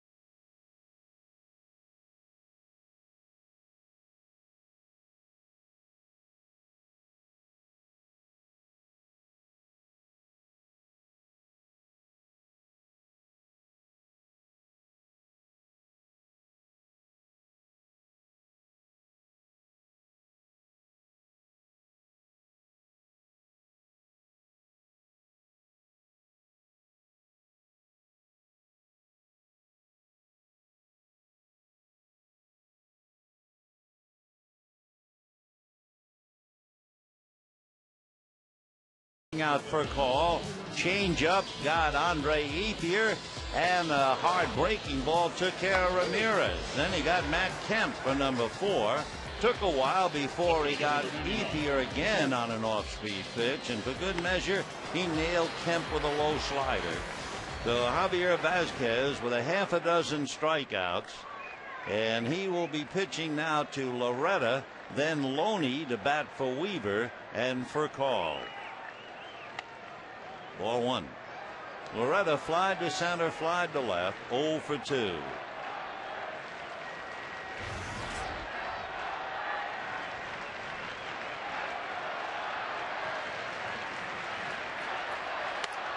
That's a strike.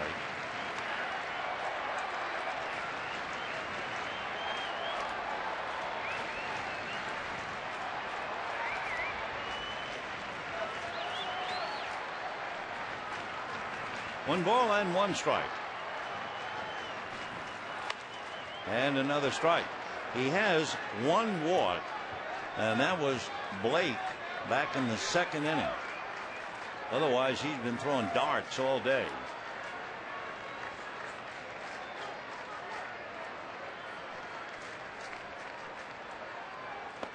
Two and two.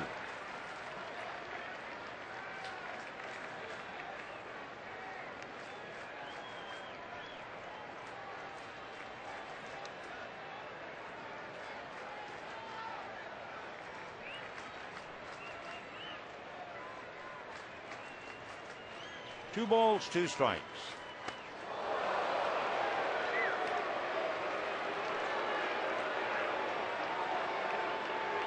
Three and two the count to Mark Loretta, as Vasquez, who threw up and in once earlier to Andre Ethier, now comes up and in to Loretta. All part of the art of pitching. Fastball. Still 3 and 2. Down in the bullpen, backing up Javier Vasquez, Peter Moylan, the right-hander from Australia, and Eric O'Flaherty.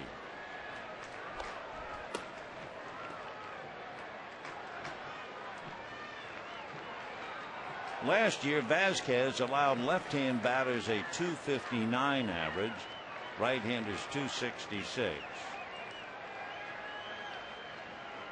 He gave up 25 home runs last year. Hit foul down the line, out of play.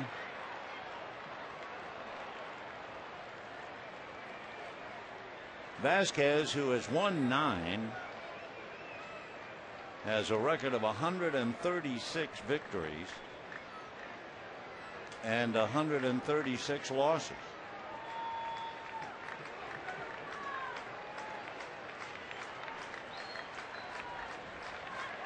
Coming into this season, he had allowed 300 home runs. That goes back starting in 1998. So 3 and 2 to Mark Loretta. And a shot up the middle. Kelly Johnson is on it, however. So Loretta hits the ball hard, but grounds out to Kelly, 1 away. And James Loney now coming up to bat for Weaver. Loney would take anything right about now. He would love even a Manny Ramirez check swing bloop double. He is 0 for his last 12. James has just 1 hit in his last 19 at bats. So he's been hurting, and his average has drifted down to .282. 7 home runs, all of them on the road. 68 runs batted in. A strike. Straight changeup. Boy, he has really shown you the art of pitching so far with 1 out in the 8th.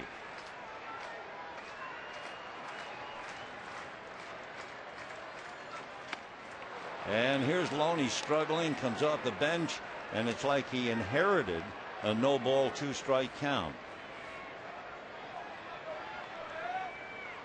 Loney probably could have used a day off anyway. He had appeared in 109 of 110, and Joe sat him down. Now using him as a pinch hitter. 1 and 2 to Loney.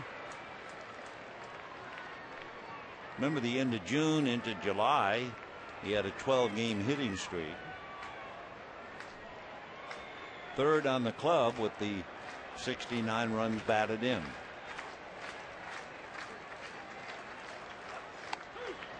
And got him. And Loney, somewhat discouraged and puzzled, walks away. Of course, he has company. That's 7 strikeouts for Javier Vazquez.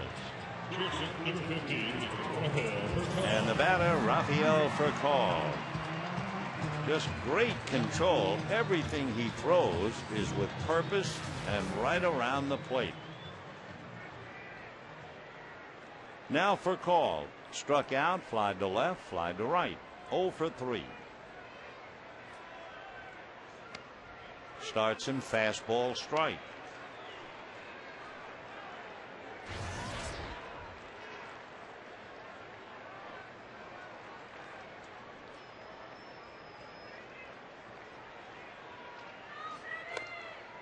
Rafael, either by hit or walk, has reached base safely in 19 straight.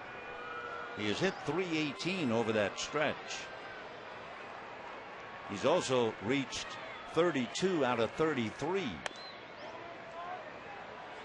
2-1 the count. Braves in the 9th, Escobar, McCann, and Diaz.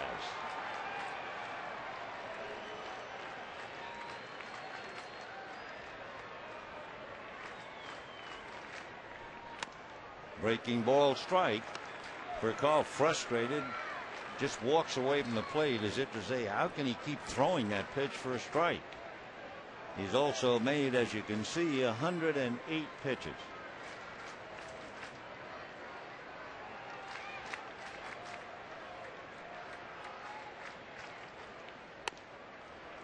Three and 2. He hasn't had many 3-ball counts at all, and as we say, he has walked 1. That was Casey Blake way back in the 2nd inning. 3 and 2.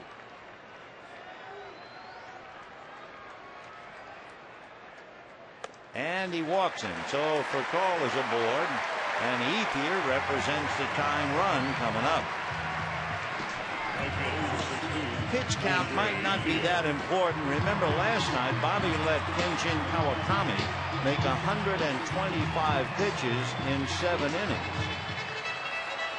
And when you ask Bob about pitch count, he says it just depends on the individual. So apparently he is very happy with Vazquez working this far, this late. And here is Ethier, struck out twice on off-speed pitches, single to right in the 4th inning. Fastball, and he was looking for it. 0-1. Vazquez jumping out in front with the count.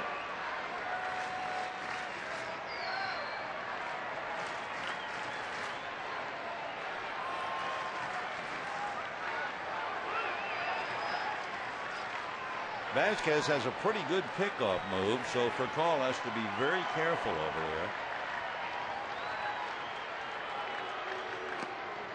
1 ball and 1 strike.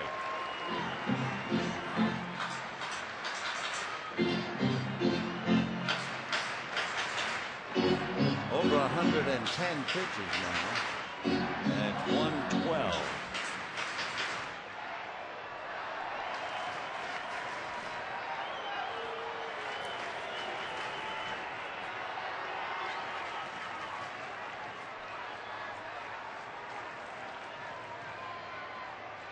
One and 1.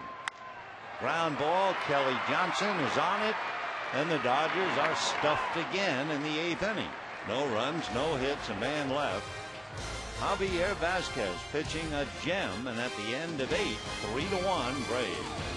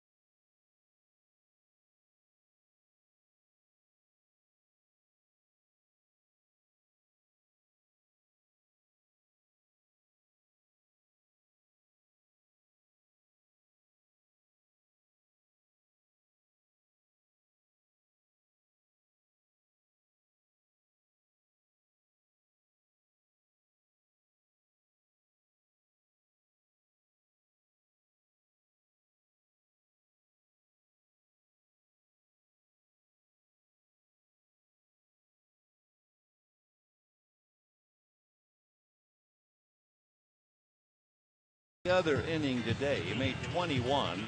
He has now made 113 pitches. In looking at his year, his high, he had 121 pitches in a game against the Boston Red Sox. We're not quite sure about whether he's coming out or not. No indication. We can tell you that Mike Gonzalez, a left-hander, is down in the bullpen and warming up. Meanwhile, the Dodgers dip into their pen, and Ramon Troncoso asked to get some outs in the ninth inning. Jeff Weaver was brilliant. He retired 9 in a row in his 3 innings. So for Troncoso, who lost Friday to the Braves, has a tough act to follow. Troncoso in the 12th inning gave up that home run to Ryan Church. So Ramon will be pitching to Escobar, then McCann and Diaz. 3 runs, 5 hits for the Braves, 1 run, 5 hits for the Dodgers. Escobar today struck out, walked, scored a run, flied to center, and threw out a man at the plate. And now we can see Vasquez has collected his gear, so he's gone. 113 pitches.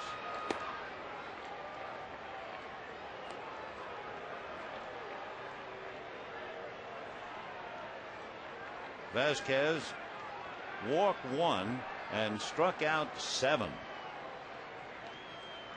1-0. A bouncer up the middle that will go through to Furcal, who never quits, but it's too late. Rafael going into shallow center field, but Escobar legs it out. So a leadoff single. Look at Rafael. Full turn, off balance throw on a bounce, but too late. You get a lot of hitters, but not Escobar. So now Brian McCann with Escobar at first, nobody out.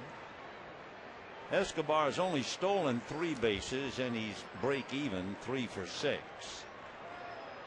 McCann grounded out, hit by a pitch, flied to right. He's been struggling of late after an 11-game hitting streak.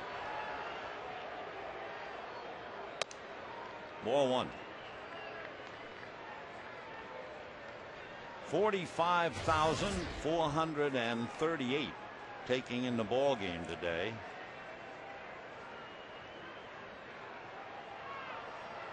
That's above the Dodger average a little bit.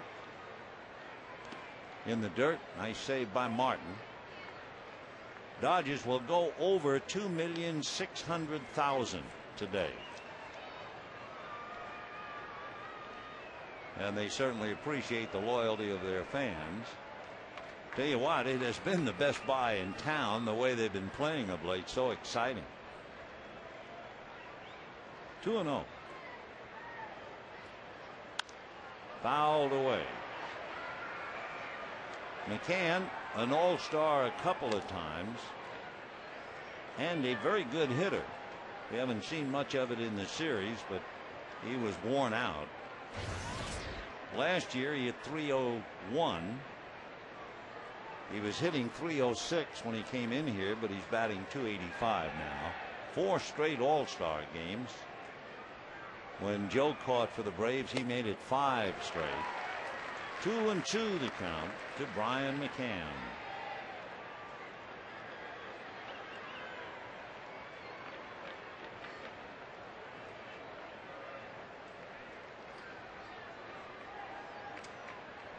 Only 25. He has Escobar at first. Nobody out in the ninth. 3-1 Atlanta.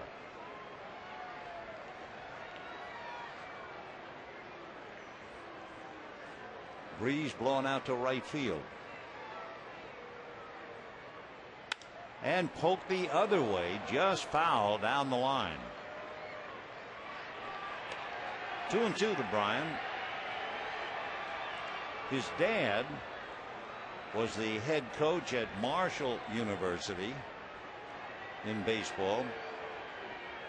His brother, Brad McCann, signed by the Marlins and is in the Royals organization.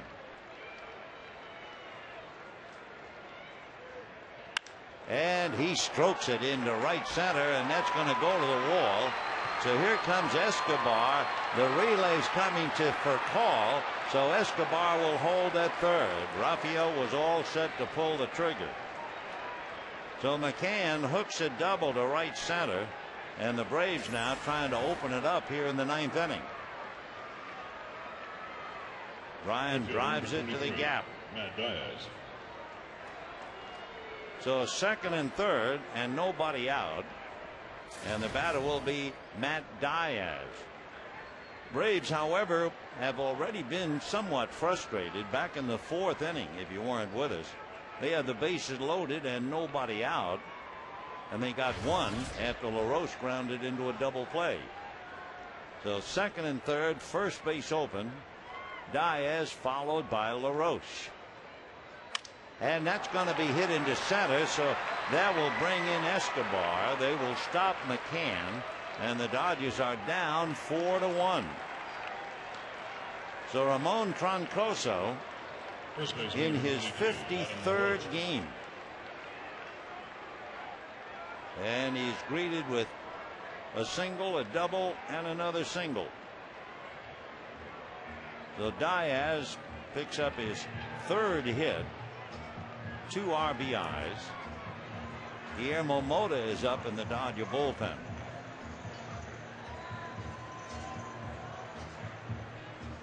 This for the Dodgers, game number 112, so there'll be 50 left. But more of the point, Troncoso has been in 53 of those games. He has pitched very well. He had an earned run average of 2.2. But now he's in a mess. First and third, nobody out, the run in. And somewhat of a shock after Jeff Weaver pitched so well to retire 9 in a row. So the batter will be Adam LaRoche. And for Joe Torre, he is telling Loretta to go on the bag and hold Diaz. So first and third, nobody out.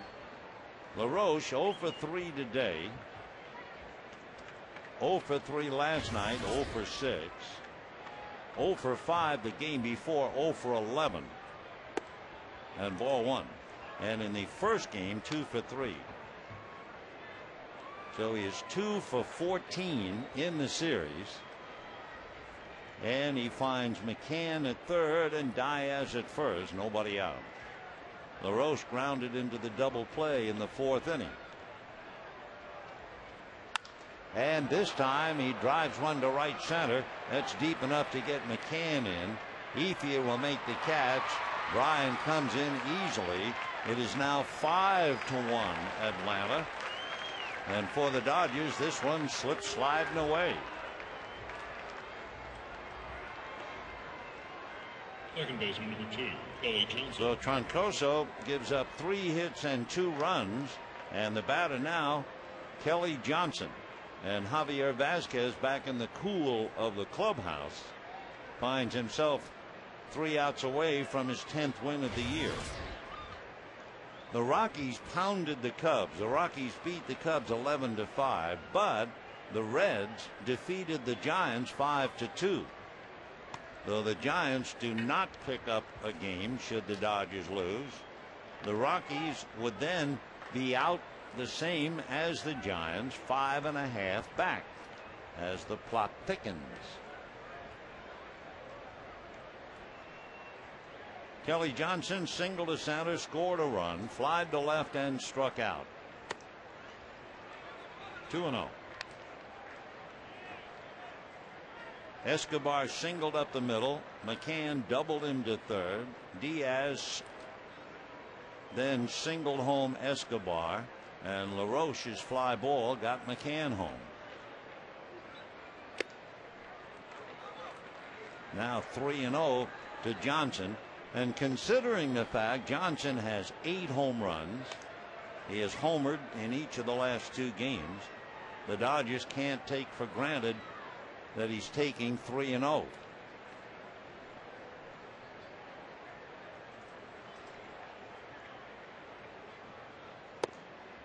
and a high strike. He thought it was ball 4. Greg Norton out on deck to pinch hit for Vasquez. 3-1 to Kelly Johnson.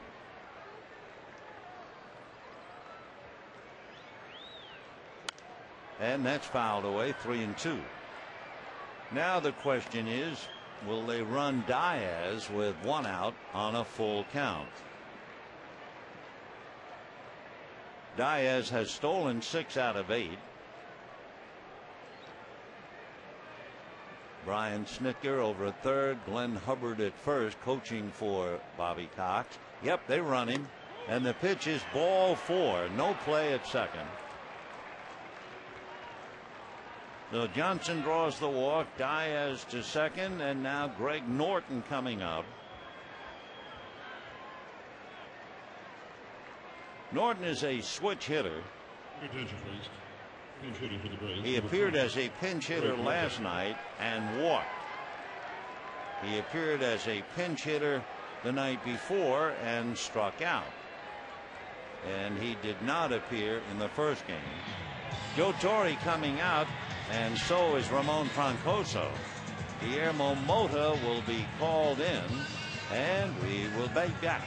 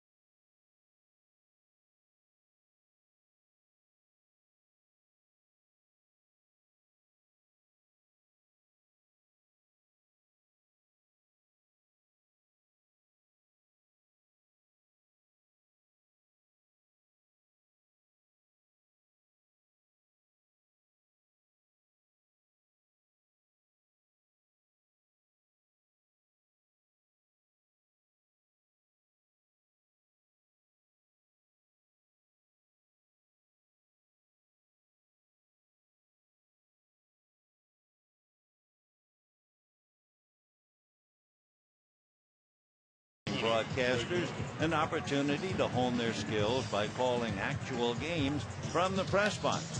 The program, believed to be the first of its kind in Major League Baseball, continues each Sunday home game for the remainder of the season. The live audio feed for the Junior Dodger broadcasts will be available free at www.dodgers.com/Junior Dodgers. Well, Guillermo Mota, who was burned last night, a 2-run home run by pinch hitter Kelly Johnson. Now we'll look at pinch hitter Greg Norton. Stoltz went 5, gave up 3. Weaver went 3 and was brilliant. Then Troncoso struggled. 3 hits, 2 runs, and a walk.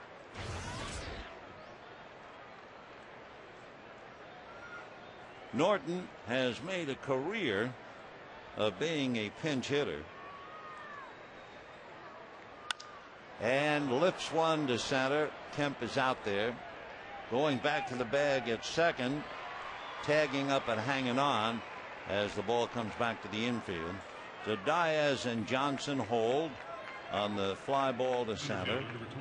And the batter will be Ryan Church.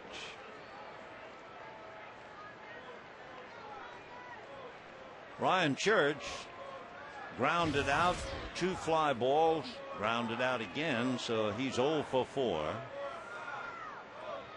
He led off last night's game against Clayton Kershaw with a double, and he had that big home run in the 12th inning. to beat Scott Elbert and the Dodgers.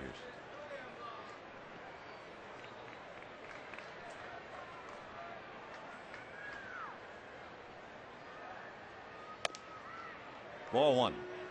When the Dodgers come up in the bottom of the ninth inning, down at least 5-1, it will be Ramirez, Blake, and Kemp.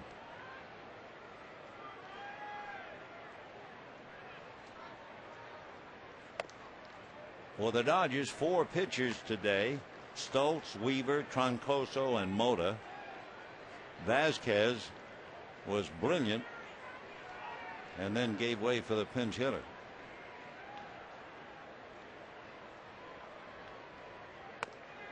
Strike. 2-1 to Ryan. Braves go home. Dodgers go to San Francisco and Arizona. Remember, they'll be home Monday night, the 17th, against the Cardinals, followed by the Cubs.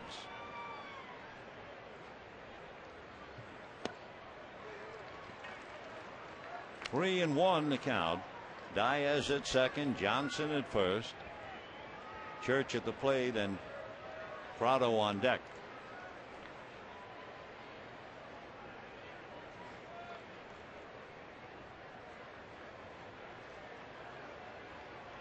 Fastball hit to left field down the line. Ramirez coming over. It's going to hit the base of the wall. It's still in play. Starting to run through the sign and then getting back is Johnson. So 1 run scores as Diaz brought it in. Kelly Johnson almost ran out from under his hat as Church doubles into the left field corner, scoring Diaz. Ball is very much in play as it short hops and comes to Manny. Scoring easily was Diaz. Johnson started to run through Brian Snitker's stop sign and then jammed on the brakes at the last minute. So second and third, it's a 3-run inning. That run is charged to Troncoso. And the batter now is Martin Prado, who is 1 for 4. Prado is the 8th man to come up here in the 9th inning. So it was a very tightly contested 3-1 game. Now it's opened up 6-1 Braves. And a shot by Hudson that will cash in 2, and the Braves now have a runaway lead of 8-1.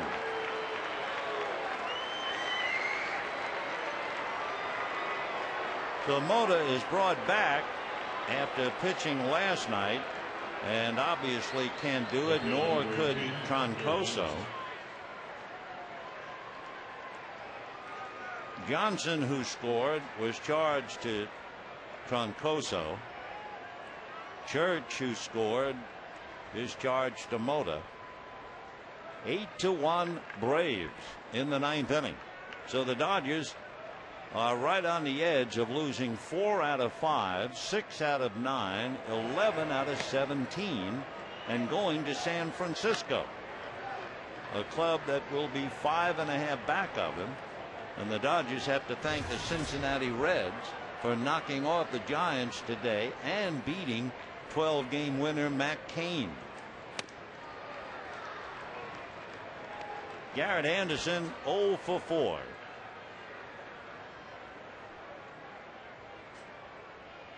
So for Bobby Cox, still very much alive, began the day 5.5 back of Philadelphia and 4.5 back of the Giants in the wild card. Anderson, a long fly ball, Kemp to the wall and makes the catch.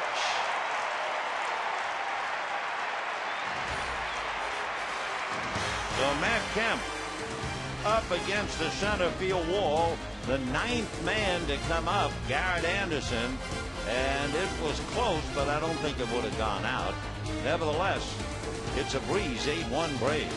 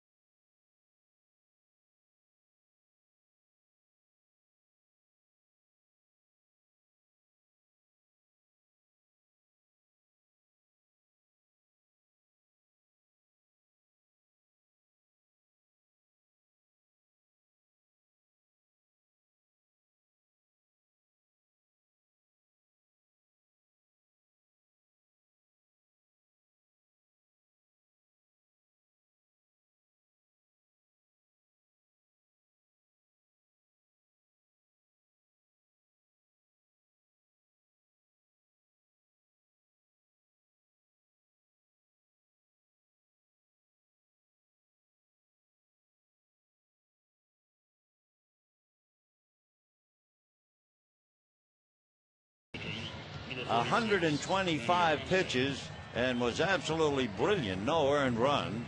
And then Javier Vasquez comes in, and he goes 8 innings.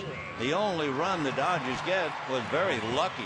Single by Ethier, a check swing, bloop double for Ramirez, and a fly ball got Ethier home, so they could easily have been shut out by Vasquez as well. So now in the 9th inning with the Braves turning a tough game into a laugher, leading 8-1, Manny Acosta out of Colón in Panama coming in. Manny at 6'4", 170, 28 years old.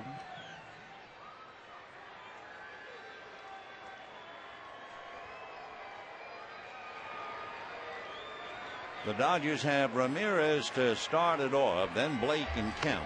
Ball 1.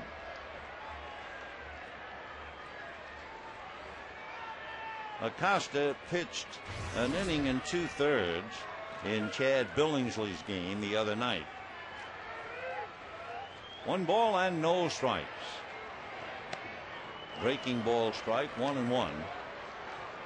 Last year, left-handers hit .280 against him, but right-handers hit only .218. And he's got Ramirez, Blake, and Kemp. 1-1. Ball 2. Acosta with a record of 1-0. He's been in 27 games. Fighting it a bit, 14 walks, 21 strikeouts.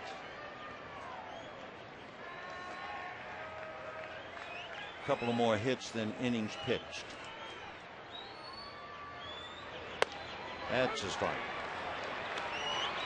So Acosta throwing 92 with a couple of good fastballs and a 2-2 count to Manny Ramirez, hitting .307, struck out, got that check swing double, and then singled up the middle in the 6th inning. 2 for 3.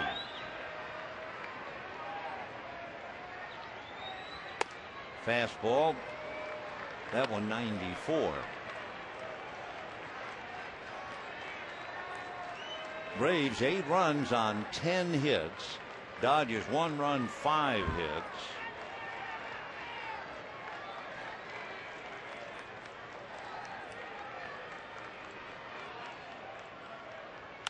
And that's line to right field, base hit. And if Joe Torre was looking for Manny Ramirez, that proves to him that Manny's coming back, because Joe was saying the other day, when Manny starts to hit the ball to center field and to right field, that's the way he will come out of his slump. Today, he had a single to center and now a line drive single to right. We won't even talk about the check swing double. And the batter is Casey Blake.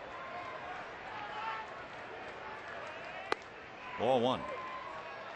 Blake walked in the 2nd inning. That was the only walk given up by Javier Vasquez.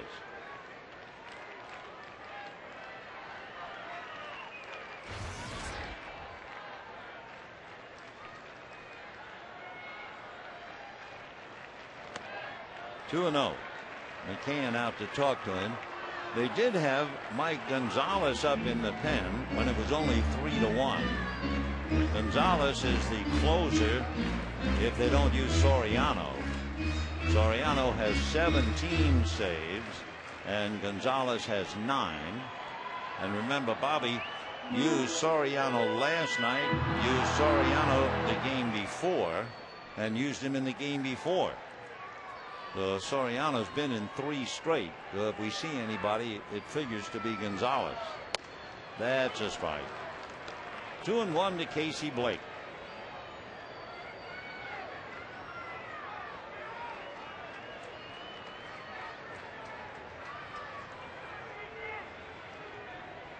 Two balls, 1 strike.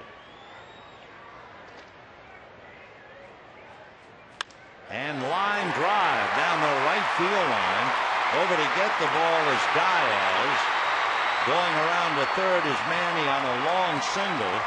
So the Dodgers trying to shake themselves here in the 9th inning, down 8-1. First and third, nobody out, and Matt Kemp coming up.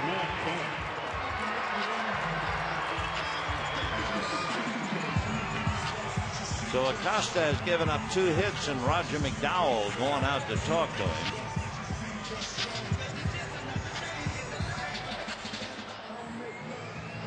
McDowell, who pitched with the Dodgers from 1991 through 94. Roger the Dodger. Before that, an outstanding pitcher with the Mets. Down in the pen, Peter Moylan, the right-hander, and Mike Gonzalez. Matt Kemp has struck out, popped up into a double play, and struck out.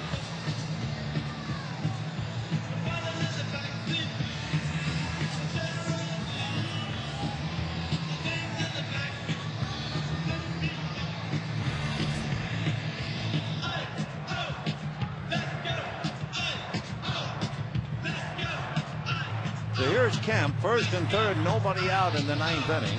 Braves still in the comfort zone, leading 8-1.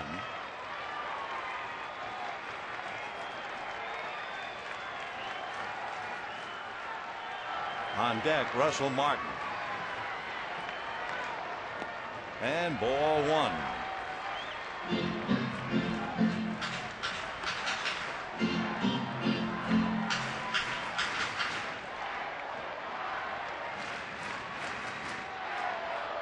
So Acosta struggling here. They're not going to hold Blake on. Ground ball to short. Escobar to Johnson, who turns it. Scoring is Ramirez, but the Dodgers give up 2 precious outs in the 9th inning. As Manny brings it in, it's 8-2 in favor of the Braves. And with 2 down, the batter will be Russell Martin.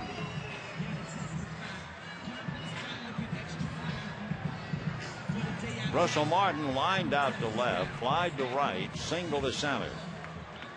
So tomorrow night, Hiroki Kuroda will go up against Jonathan Sanchez at 7:15 prime ticket in San Francisco. And Martin, hit by the pitch, is awarded first base. Acosta appears puzzled, as if he didn't think he hit him. Ran in and apparently grazed him.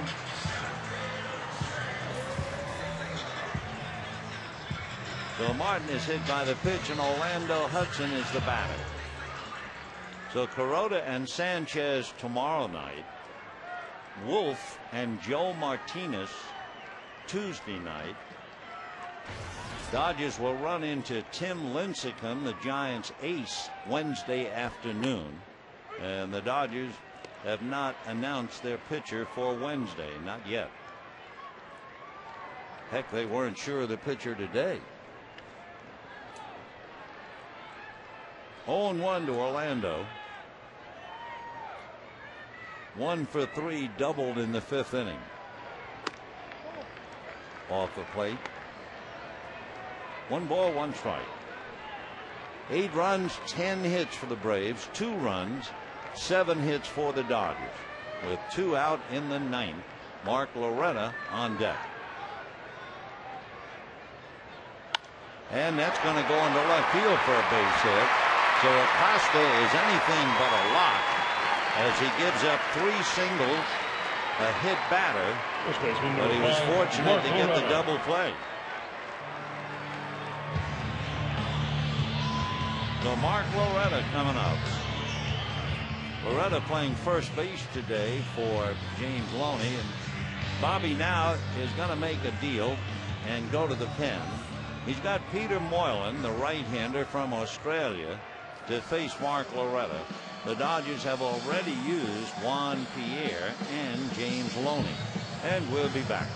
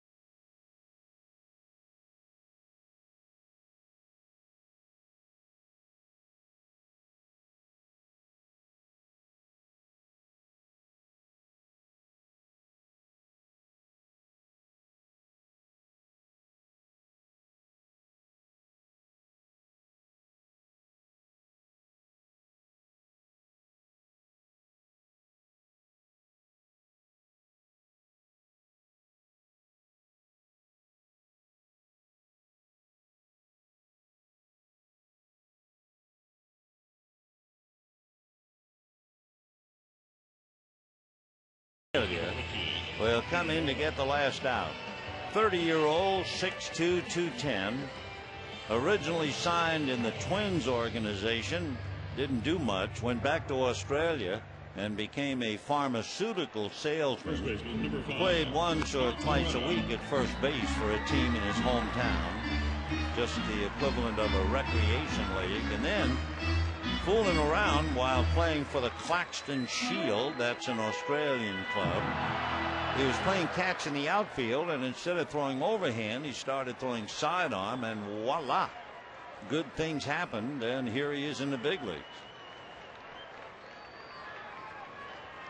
Here's Loretta with Brad Osmus on deck. To right. Loretta flied to center, flied to left, grounded to second. 0 for 3. 8-2 Braves, 2 out, 9th inning. Dodgers with Martin and Hudson out on the bases, and that's foul. So Loretta now in the hole, 0-2. 8 runs, 10 hits for the Braves, no errors. They've had a home run by Diaz, and they've had doubles by Church and McCann. Dodgers have had 2 extra base hits, doubles by Ramirez and Hudson. Ball 1.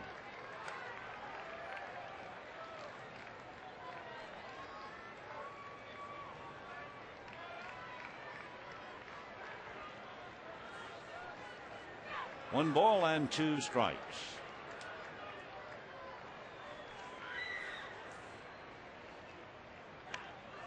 Breaking ball foul back, and Mark losing his bat, and Moylan obliges, picks it up.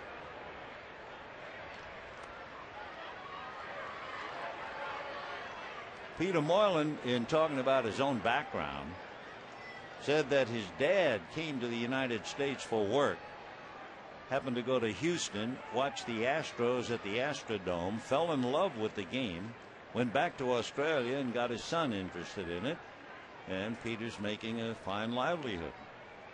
1-2. Fastball flared to right field, and coming up to handle it is Diaz. So that's it. The Dodgers hitting less than 147 with runners in scoring position in the series, thereby hangs the tail. Plus, outside of Kershaw,